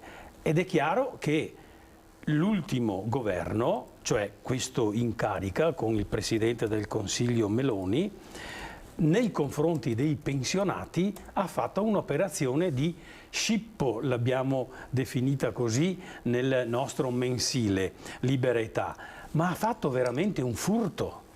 Cioè ha tolto nel 2023 4 miliardi di perequazione, cioè di innalzamento delle pensioni rispetto all'inflazione, per darle agli evasori.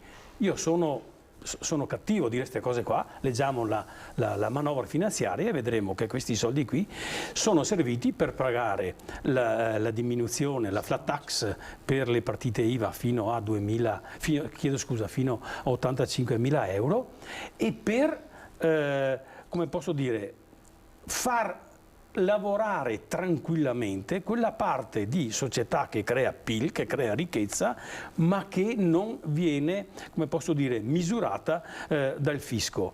In più, e qui per fortuna abbiamo degli amministratori locali che hanno la testa sulle spalle, tutti che nei confronti del governo che dice le cartelle esattoriali fino a 1.000 euro non andiamo neanche alla ricerca perché tanto spendiamo di più per, come posso dire, per far sì di scoprire queste evasioni e perciò le condoniamo.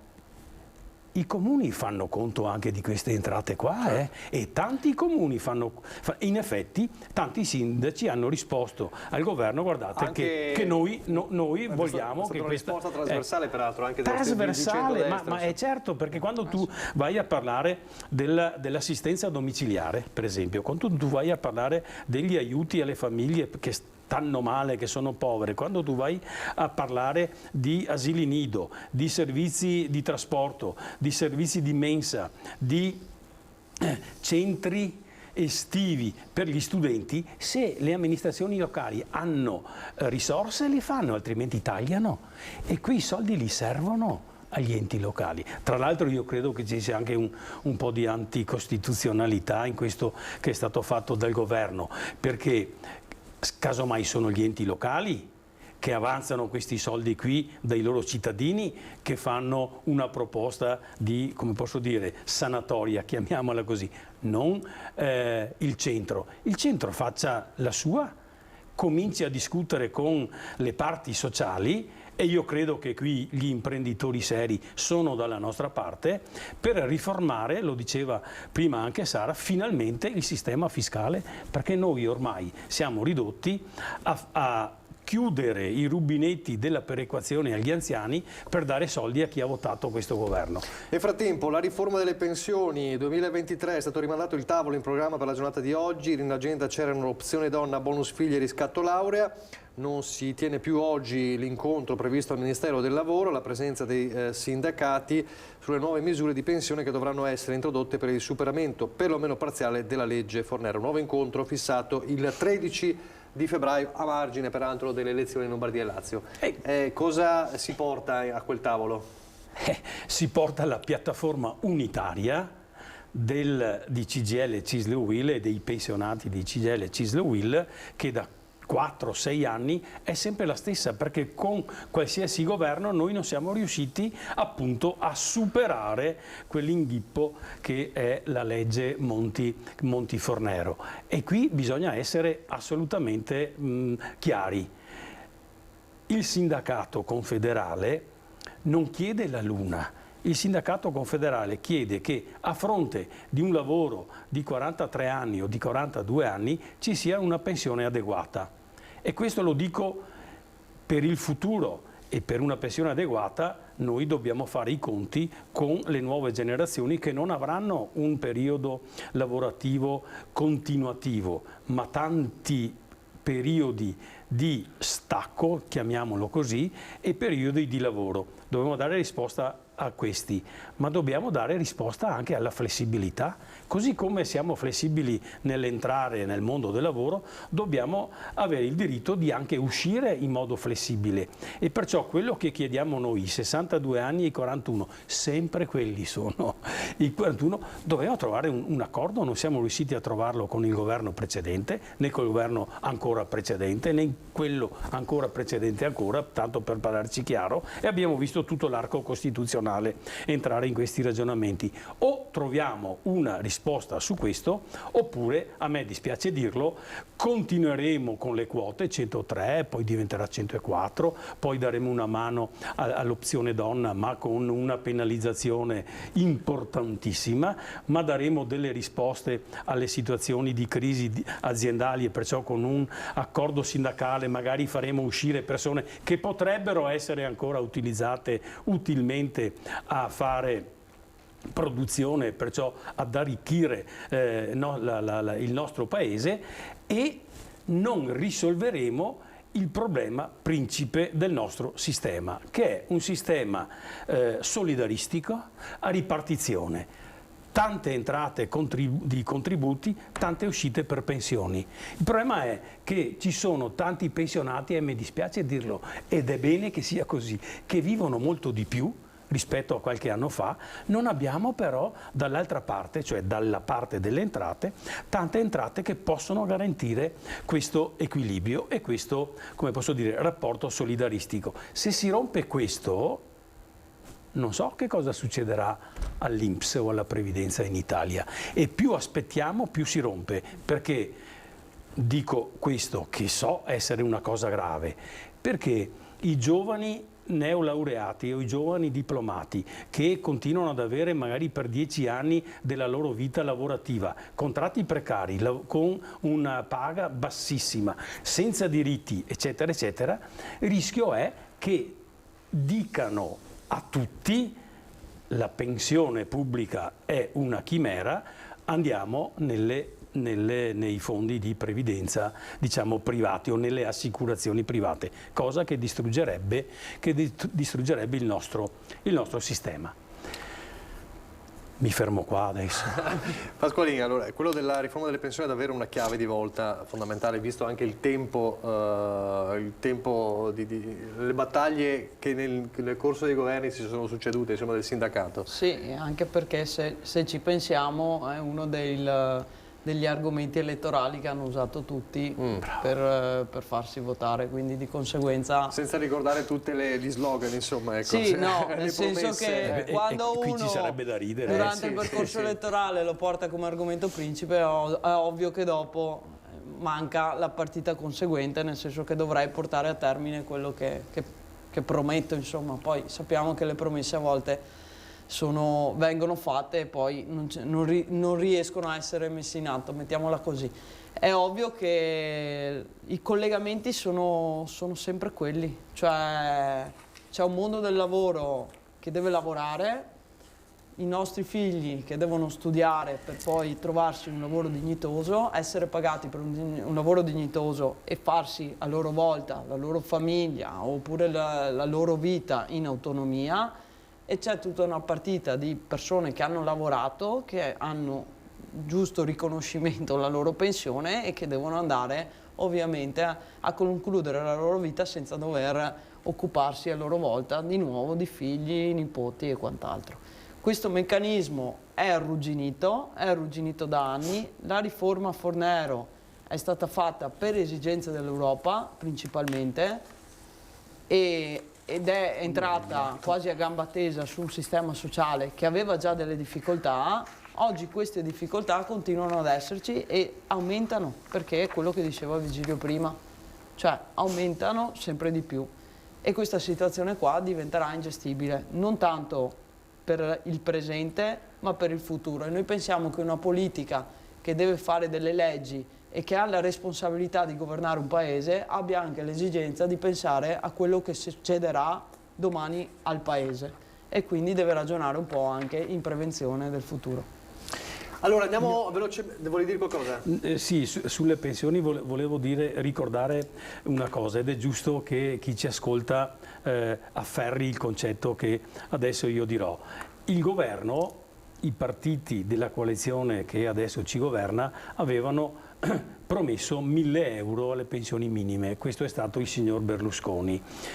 L'intervento sulla perequazione, sulla rivalutazione delle pensioni, per dire, è servito a dare risposta a chi, non tutti, ma devo dirlo, a chi aveva un trattamento minimo frutto non tanto di contributi, ma perché con l'integrazione al minimo chi aveva poca pensione è stato salvaguardato, diciamo, e ha avuto un aumento. Questo aumento qua rispetto alla pensione che normalmente noi guardiamo, cioè quelle pensioni che hanno un lordo sopra le 4 volte il minimo, perciò pensioni lorde di 2100 o 2006, 2007, ecco, queste pensioni qui, nell'intervento del governo, hanno dato il 106% di rivalutazione alle pensioni basse per gli ultra 75 anni. Le pensioni minime, quello che ho detto prima, è del 101% a quelli sotto i 75 anni. A quelli sopra le 4 volte al minimo, anziché avere il 7,3%, hanno 6,2% rispetto al 101, al 106, 3,9 eccetera, questi sono numeri. E in più me lo sono portato via proprio la perequazione per le pensioni sopra le 4 volte al minimo, perciò sopra i 2.100 euro lorde al mese, a Dio piacendo avverrà forse a marzo. Questa è la circolare, il comunicato stampa dell'INPS. Allora, o capiamo che la previdenza, come si diceva anche prima, ha un aspetto importante per la coesione sociale, proprio per quello che si diceva prima, oppure diciamo, signori, l'INPS deve farsi carico anche dell'assistenza e perciò, cari pensionati, dovete stare tranquilli e aspettare un po' di tempo prima di avere la rivalutazione. L'assistenza come viene pagata? L'assistenza deve venire pagata dalle entrate erariali, non può venire pagata dalle pensioni. Questo è quello che diciamo noi e che sinceramente siamo anche stanchi di ribadirlo. Allora, molto chiaro.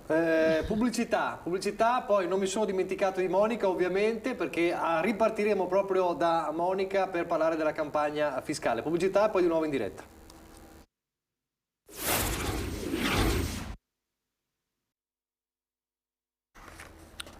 Rieccoci in diretta. Monica, vengo da te fra 2 secondi. Prima c'è una telefonata in diretta. Buongiorno, con chi parliamo?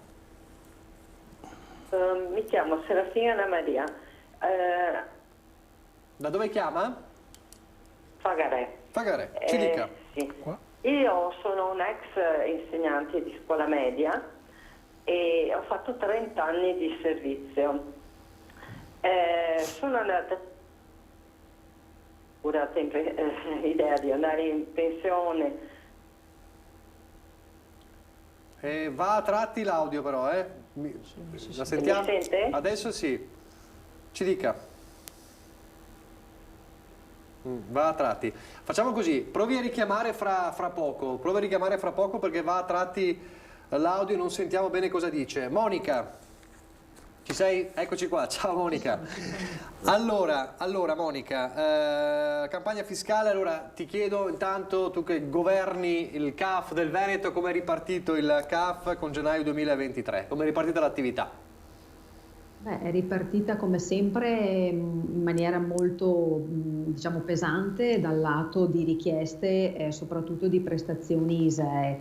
Di fatto la nostra attività non si ferma più da anni, mentre un tempo c'erano dei periodi in cui le prestazioni diciamo non erano così presenti, adesso tra ISEE 730, modello redditi, ma anche prima si accennava a cartelle esattoriali, ecco, l'attività del fisco diciamo copre tutti e 12 mesi. Noi il nostro impegno è quello di essere a fianco dei lavoratori e dei pensionati per dare loro tutto il supporto necessario e per fare appunto da intermediari nei confronti dell'Agenzia Entrate, in particolare per quanto ci riguarda l'ambito fiscale naturalmente, e poterli aiutare. Io dico sempre, non tutti possono sapere tutto, e quando uno si rivolge a uno dei nostri sportelli come in questo periodo per richiedere l'ISEE e magari lo fa esplicitamente per chiedere una prestazione, e nel merito magari faccio riferimento al rinnovo dell'ISEE per poter aggiornare anche l'importo che le persone hanno diritto per l'assegno unico. Il nostro compito è quello di dare però loro una consulenza a 360 gradi anche rispetto ad altre prestazioni di cui magari non sono a conoscenza, quindi rispetto al valore ISEE che una persona riceve diciamo di ritorno dalla compilazione della propria dichiarazione, naturalmente quel valore può consentirgli di accedere magari a degli sconti, ad esempio su quelli che sono i benefici luce, gas e acqua a livello nazionale. Il tetto è stato alzato a 15.000 euro, ma il nostro impegno è anche a livello locale. Prima si parlava di azione del sindacato e di ciò che eventualmente noi riusciamo a mettere in campo. Ecco, io posso dirvi che nei prossimi mesi si sta lavorando per diciamo rinnovare l'accordo ad esempio con l'Alto Trevigiano Servizi, spero lo si porti avanti anche con Savno, e di fatto questo ci consente naturalmente di poter dire al cittadino: bene, guardi, noi siamo in grado di farle percepire magari una piccola somma che andrà a scontare la sua fattura, che si aggiunge naturalmente a quello che può essere il beneficio a livello nazionale. Ecco, questo è l'impegno del sindacato, perché a volte magari viene sottolineato cosa fate voi. Ecco, diciamo che l'organizzazione tutta nel suo insieme lavora anche per diciamo aumentare quelli che possono essere gli sconti e i benefici. Quindi la nostra attività in questi mesi è prevalentemente dedicata al rinnovo degli ISEE, come dicevo appunto perché fino al 28 di febbraio una persona, ad esempio per quanto riguarda l'assegno unico, continua a percepire lo stesso importo sulla base dell'ISEE fatto l'anno passato. Da marzo naturalmente, avendo rinnovato l'ISEE, potrà continuare a percepire la somma adeguata sulla base dei nuovi valori. Ricordo che la dichiarazione ISEE che noi andiamo a compilare adesso fa riferimento ai 2 anni precedenti, quindi redditi e patrimoni al 31/12/2021. Io ricordo anche, preciso questo però, attenzione, non ci sono interruzioni nel percepire le somme, perché la preoccupazione maggiore è questa, di non avere la prenotazione magari entro febbraio. Qualcuno sa, questo 28 febbraio sembra un termine diciamo perentorio. No, non è un problema, nel senso che a marzo i lavoratori continueranno a percepire l'importo dell'assegno in misura stabilita dalla norma, quindi 50 euro se per figlio, se è diciamo l'importo base. Nel momento in cui l'ISEE viene aggiornato, l'importo dell'assegno chiaramente verrà da quel momento percepito correttamente sulla base dell'ISEE nuovo e percepiti gli arretrati. Quindi noi riusciamo e cerchiamo nel nostro quotidiano di dare risposta e prenotare diciamo gli appuntamenti per l'ISEE naturalmente nei tempi più rapidi possibili, ma mi preme sottolineare che non ci sono problemi di perdere, e questo è il nostro impegno naturalmente, di perdere dei diritti e delle somme naturalmente che spettano. Per quanto riguarda l'assegno unico? Sì, per quanto riguarda l'assegno unico, ecco, ricordo che è una novità introdotta a diciamo marzo del 2022. posso dirvi che questo è collegato alla dichiarazione che noi 7.30, e qui mi riallaccio al fatto che a breve partiremo appunto anche con la compilazione dei modelli 7.30, perché ieri sono, tra le altre cose, lunedì 6, sono state approvate le istruzioni ministeriali, 144 pagine devo dire di istruzioni, tanto per semplificarci la vita, e naturalmente lì dentro ci sono delle novità, ci sono degli importi, dei limiti, però ecco la cosa anche qui, per essere chiari con chi ci ascolta, e ripeto, magari la materia fiscale non a tutti è semplice da capire, e quando noi leggiamo le istruzioni ministeriali sono scritte, come dicevo, degli importi, ma dietro a quell'importo ci vogliono delle regole per poter stabilire chi ne ha diritto oppure meno, e le istruzioni il più delle volte non specificano a chi spetta effettivamente quella detrazione o come deve essere applicata. Ci sono delle circolari che l'Agenzia Entrate andrà chiaramente a pubblicare da qui in avanti. A volte arriviamo anche a ridosso del 30 di settembre, così anticipiamo anche la scadenza della presentazione del nostro modello 730, che per quest'anno, essendo il 30 di sabato, andiamo al 2 di ottobre. Quindi queste circolari fanno sì che durante questi mesi gli operatori fiscali, come noi, avremo i chiarimenti necessari per poter magari aggiustare il tiro rispetto all'onere che dobbiamo andare ad inserire all'interno della dichiarazione. Le novità ci sono state, le abbiamo già viste nel 22, perché sono già state pubblicate con chiaramente la legge di bilancio, e hanno una ricaduta anche nel 23, perché come ad esempio la variazione delle aliquote piuttosto che delle detrazioni naturalmente proseguiranno anche per il 2023. Tornando all'assegno unico, volevo ricordare alle persone che i mesi di gennaio e febbraio dell'anno 2022 ancora esistevano le detrazioni per i figli a carico fino ai 21 anni da poter portare in detrazione nel proprio 730. Da marzo è entrato in vigore l'assegno unico, quindi cosa vuol dire? Che quando le persone si presenteranno da noi per fare la dichiarazione 730, noi correttamente andremo a verificare se quelle detrazioni sono state per quei 2 mesi correttamente applicate dal datore di lavoro e presenti nel modello CIU, che è il modello riepilogativo dei redditi percepiti per l'anno. Qualora non fossero state inserite nel 730, gliele andiamo a far recuperare, e poi chiaramente per i 10 mesi da marzo sino al 31/12/2022 quelle di detrazioni naturalmente si sono trasformate nel percepimento dell'assegno unico. La cosa da ricordare è alle persone che l'anno scorso per qualche motivo non hanno presentato la domanda per l'assegno unico di presentarla quest'anno. Volete non fare l'ISEE subito adesso? Si può fare la domanda per rendere l'assegno unico, si può fare l'ISEE successivamente per adeguare l'importo, ma ricordo giustamente che non sono sostitutivi, non è che perché l'anno scorso non ho fatto la domanda posso godere delle detrazioni, volevo dire per i 10 mesi nel 730, no. Le detrazioni sul 730 aspettano solo per gennaio e febbraio, i restanti mesi dell'anno, se uno non ha fatto la domanda per l'assegno unico, ok, basta, si sono persi. Quindi nel caso di dubbio vi prego chiamateci oppure passate e cerchiamo di farvi recuperare tutte le somme che giustamente aspettano. Allora, nel rinnovarti la mia stima per il malloppone di 144 pagine che stai studiando da lunedì. Allora, ti dicevi che 2 ottobre la scadenza del 730, quindi c'è qualche giorno, qualche lasco di margine. In ogni caso, correggimi se sbaglio, c'è possibilità anche dopo di integrare eventualmente, ma è bene sempre farlo nelle scadenze previste, quindi voi siete lì apposta. È possibile già prenotare da voi?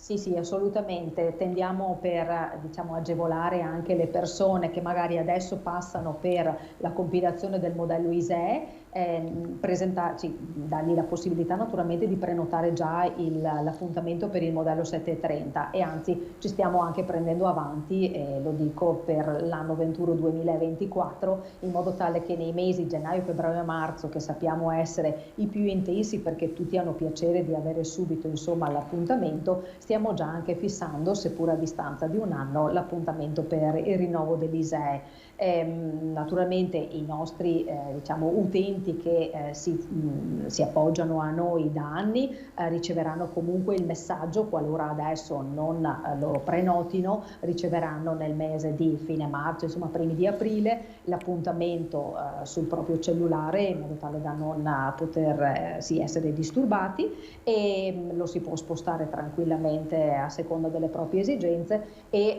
ricordo comunque che chi non potesse gestire o fare il 730 può tranquillamente prenotarsi anche il modello ex unico, adesso si chiama redditi persone fisiche, che appunto è dedicato a tutti coloro che hanno delle situazioni particolari reddituali che non confluiscono, perché la norma non lo prevede, all'interno del 730. Diamo assistenza anche a chi ha partita IVA, giusto perché insomma si possa sapere che il CAF della CGIL di Treviso è a disposizione e assiste, cerca perlomeno di farlo al meglio, tutte le tipologie di lavoratori e pensionati. E hai detto che le aliquote IRPEF sono cambiate dal 2021 al 2022? Sì, praticamente le aliquote, prendo un attimo il foglio giusto per promemoria, chiaramente dal 21 al 22 sono scese da 5 a 4, anche qui per ritornare a quello che sottolineavano chiaramente anche Sara Vigilio, il nostro sistema fiscale andrebbe sicuramente rivisto, perché naturalmente il netto in busta paga dei lavoratori, ma così come naturalmente anche l'importo percepito dai pensionati è composto da tante voci, quindi se da un lato dobbiamo mettere mano magari ai contratti di lavoro, dall'altro il sistema fiscale sicuramente rivisto soprattutto nella metodologia di calcolo di questi algoritmi, come vengono definiti, quindi questi calcoli particolari per poter ottenere quell'importo di detrazione, ad esempio per lavoro dipendente o di pensione, che mi spetta, dovrebbe essere un pochino rivisto per far sì di poter dare dei benefici in termini economici maggiori a una fascia più ampia di lavoratori e di pensionati.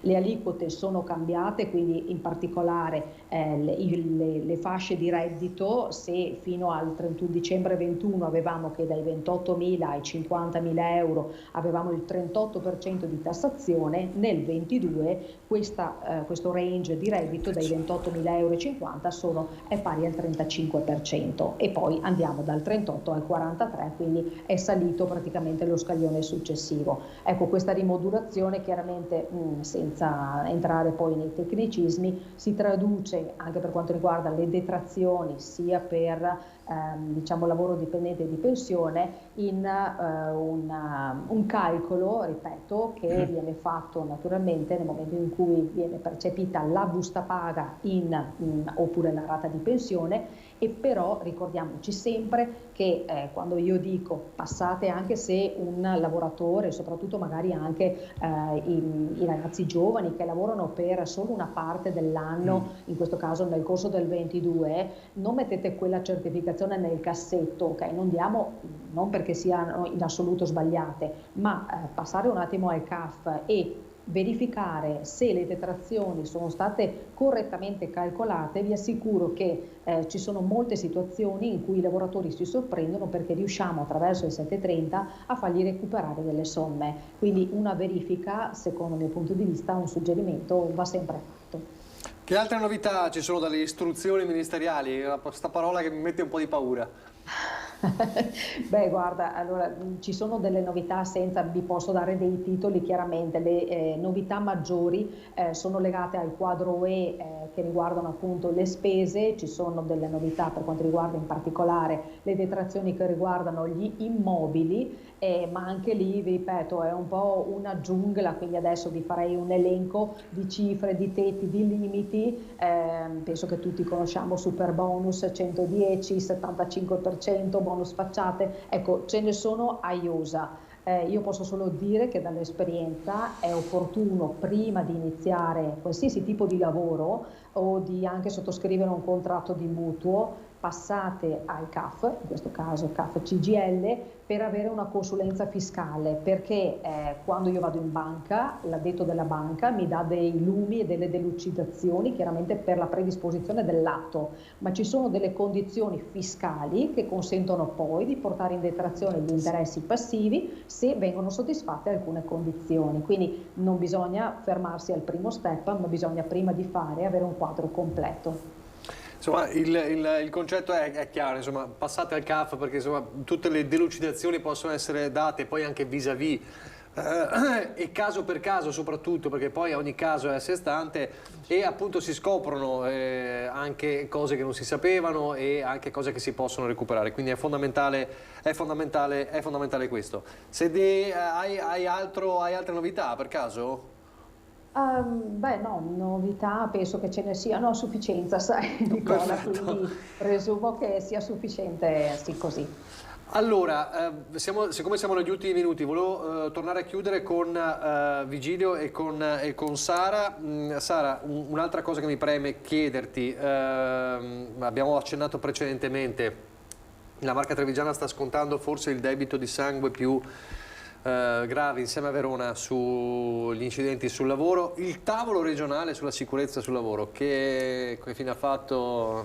Perché fu lanciato a seguito di una situazione che stava aumentando, poi con tutte le cose, come tutte le cose, ci sono molti slogan e poi sull'operatività siamo un po' fermi.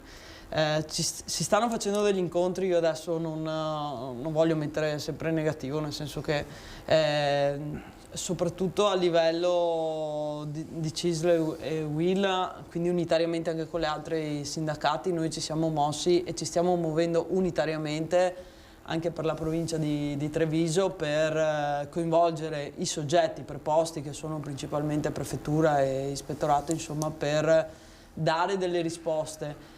Ma le risposte nascono dalla volontà di intervenire di più sulle situazioni del territorio. Purtroppo una cosa che diceva prima Monica, l'apertura di determinati bonus hanno sviluppato determinati settori e è un po' andata, cioè sull'edilizia, su determinati settori si è un po' lasciato andare. La formazione è fondamentale, noi lo ribadiamo in tutte le occasioni. È necessario che un lavoratore che entra sul posto di lavoro abbia tutta la formazione sulla sicurezza, nel senso che sia consapevole dei rischi che ci sono all'interno di quel posto di lavoro. E la consapevolezza deve essere poi a sua volta sostenuta dal fatto che l'azienda non può permettersi di non avere le norme regolari, nel senso che bisogna fare un intervento sui macchinari, sulle attrezzature, su tutto quello che ci sta dietro per dare sicurezza al lavoratore e alla lavoratrice. I tavoli si stanno facendo, la direzione negli obiettivi, diciamo che c'è una volontà di risolvere. Il problema è che bisogna dare a disposizione gli strumenti per poi iniziare ad agire. I controlli sappiamo che è sempre stato un problema anche per il territorio, anche per la Marca Trevigiana. Non ci sono abbastanza controlli nei territori, nelle aziende, nei cantieri, nei vari appalti, perché poi ci sono varie sfaccettature del mondo del lavoro. Noi siamo abituati a legare il mondo di lavoro, io mi alzo la mattina, vado in quel luogo, nella mia azienda è il luogo di lavoro. Nell'azienda c'è un confluire di tutta un'altra serie di attività, di appalti, di ditte esterne, di tutto quello che sta dietro, ed è ovvio che più si amplia il raggio, che non è più un luogo ma è tutto un territorio, e più c'è l'opportunità che succedano infortuni, che succedano incidenti. Quindi la formazione in primo step è in assoluta la cosa fondamentale e devono esserci poi. Le aziende non si mettono a regola, mi dispiace, io sono per le sanzioni e continuo a ribadirlo. La sicurezza è una priorità per il nostro Paese. Vigilio, cosa diciamo ai pensionati in ascolto invece sul fronte pensioni? Che chiusura. Che noi non demorderemo e che se il Ministro del Lavoro tergiverserà ancora per un po' prima di entrare nel merito, siamo anche in grado di fare manifestazioni. Ahimè, noi non possiamo più scioperare, però manifestazioni per questo, e lo facciamo anche per le generazioni future, saremo in grado di farlo assolutamente. Ai pensionati dico che stiamo iniziando ora la contrattazione sociale per il 2023, che magari se saremo ospiti un'altra volta ne parleremo, perché sui pensionati, riagganciando quello che giustamente ha detto Monica, la contrattazione sociale che facciamo a Treviso credo siamo come tante altre province. È inutile che facciamo i primi della classe, perché non è vero, che facciamo in tutti e 94 i comuni.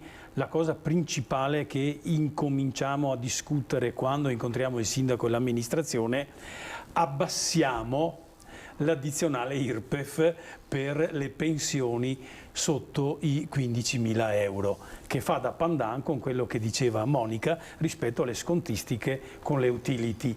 Perciò, come vedi, è un lavoro di squadra che la CGIL, dico CGIL e CISL-UIL, stanno facendo da anni, ma che da adesso in poi dovranno vedere, come posso dire, i confronti anche relativi alle comunità energetiche rinnovabili, come al fisco, i patti anti-evasione, abbiamo già discusso di questo. E perciò ai pensionati dico: seguite come posso dire, nei vari comuni e nelle varie leghe i confronti che faremo con i comuni, e da fine febbraio ricominceremo a fare le feste di tesseramento. È dal 2020 che non riusciamo più a incontrare i nostri iscritti. Dal 27 di febbraio ricominceremo a farli in tutti i comuni, perciò incontreremo i nostri pensionati, consegneremo loro la tessera del 2023 e parleremo delle nostre questioni, che sono quelle che abbiamo discusso oggi. Monica, chiudo con te. Allora, per ribadire, gli uffici sempre aperti, non si sono praticamente mai fermati la loro attività, e quindi rilanciamo l'appello di rivolgersi al CAF per tutte le delucidazioni a partire da 7:30. Assolutamente, dall'ISE dal 7:30, da tutti i servizi che comunque il CAF della CGIL, insieme con i colleghi delle categorie, l'ufficio vertenze, il patronato INCOA, erogano diciamo, in supporto di tutti i cittadini. Il numero è 4091 tasto 2 per il CAF, e per gli altri colleghi chiaramente la restante numerazione. So che ci sono delle difficoltà e me ne scuso chiaramente per prendere la linea. Cercheremo di ampliare ulteriormente il gruppo dei colleghi che rispondono al telefono, ma chi eventualmente lo potesse fare può anche mandarci una semplice mail. L'indirizzo lo trovate su www.cgltreviso.it e noi vi ricontatteremo e vi fisseremo gli appuntamenti di cui avete bisogno. Grazie davvero, allora, grazie ai nostri ospiti, grazie agli amici della CGIL che sono tornati a trovarci, grazie a Sara Pascolin, Vigilio Biscaro e Monica Giomo. Alla prossima, e grazie a voi per averci seguito, arrivederci.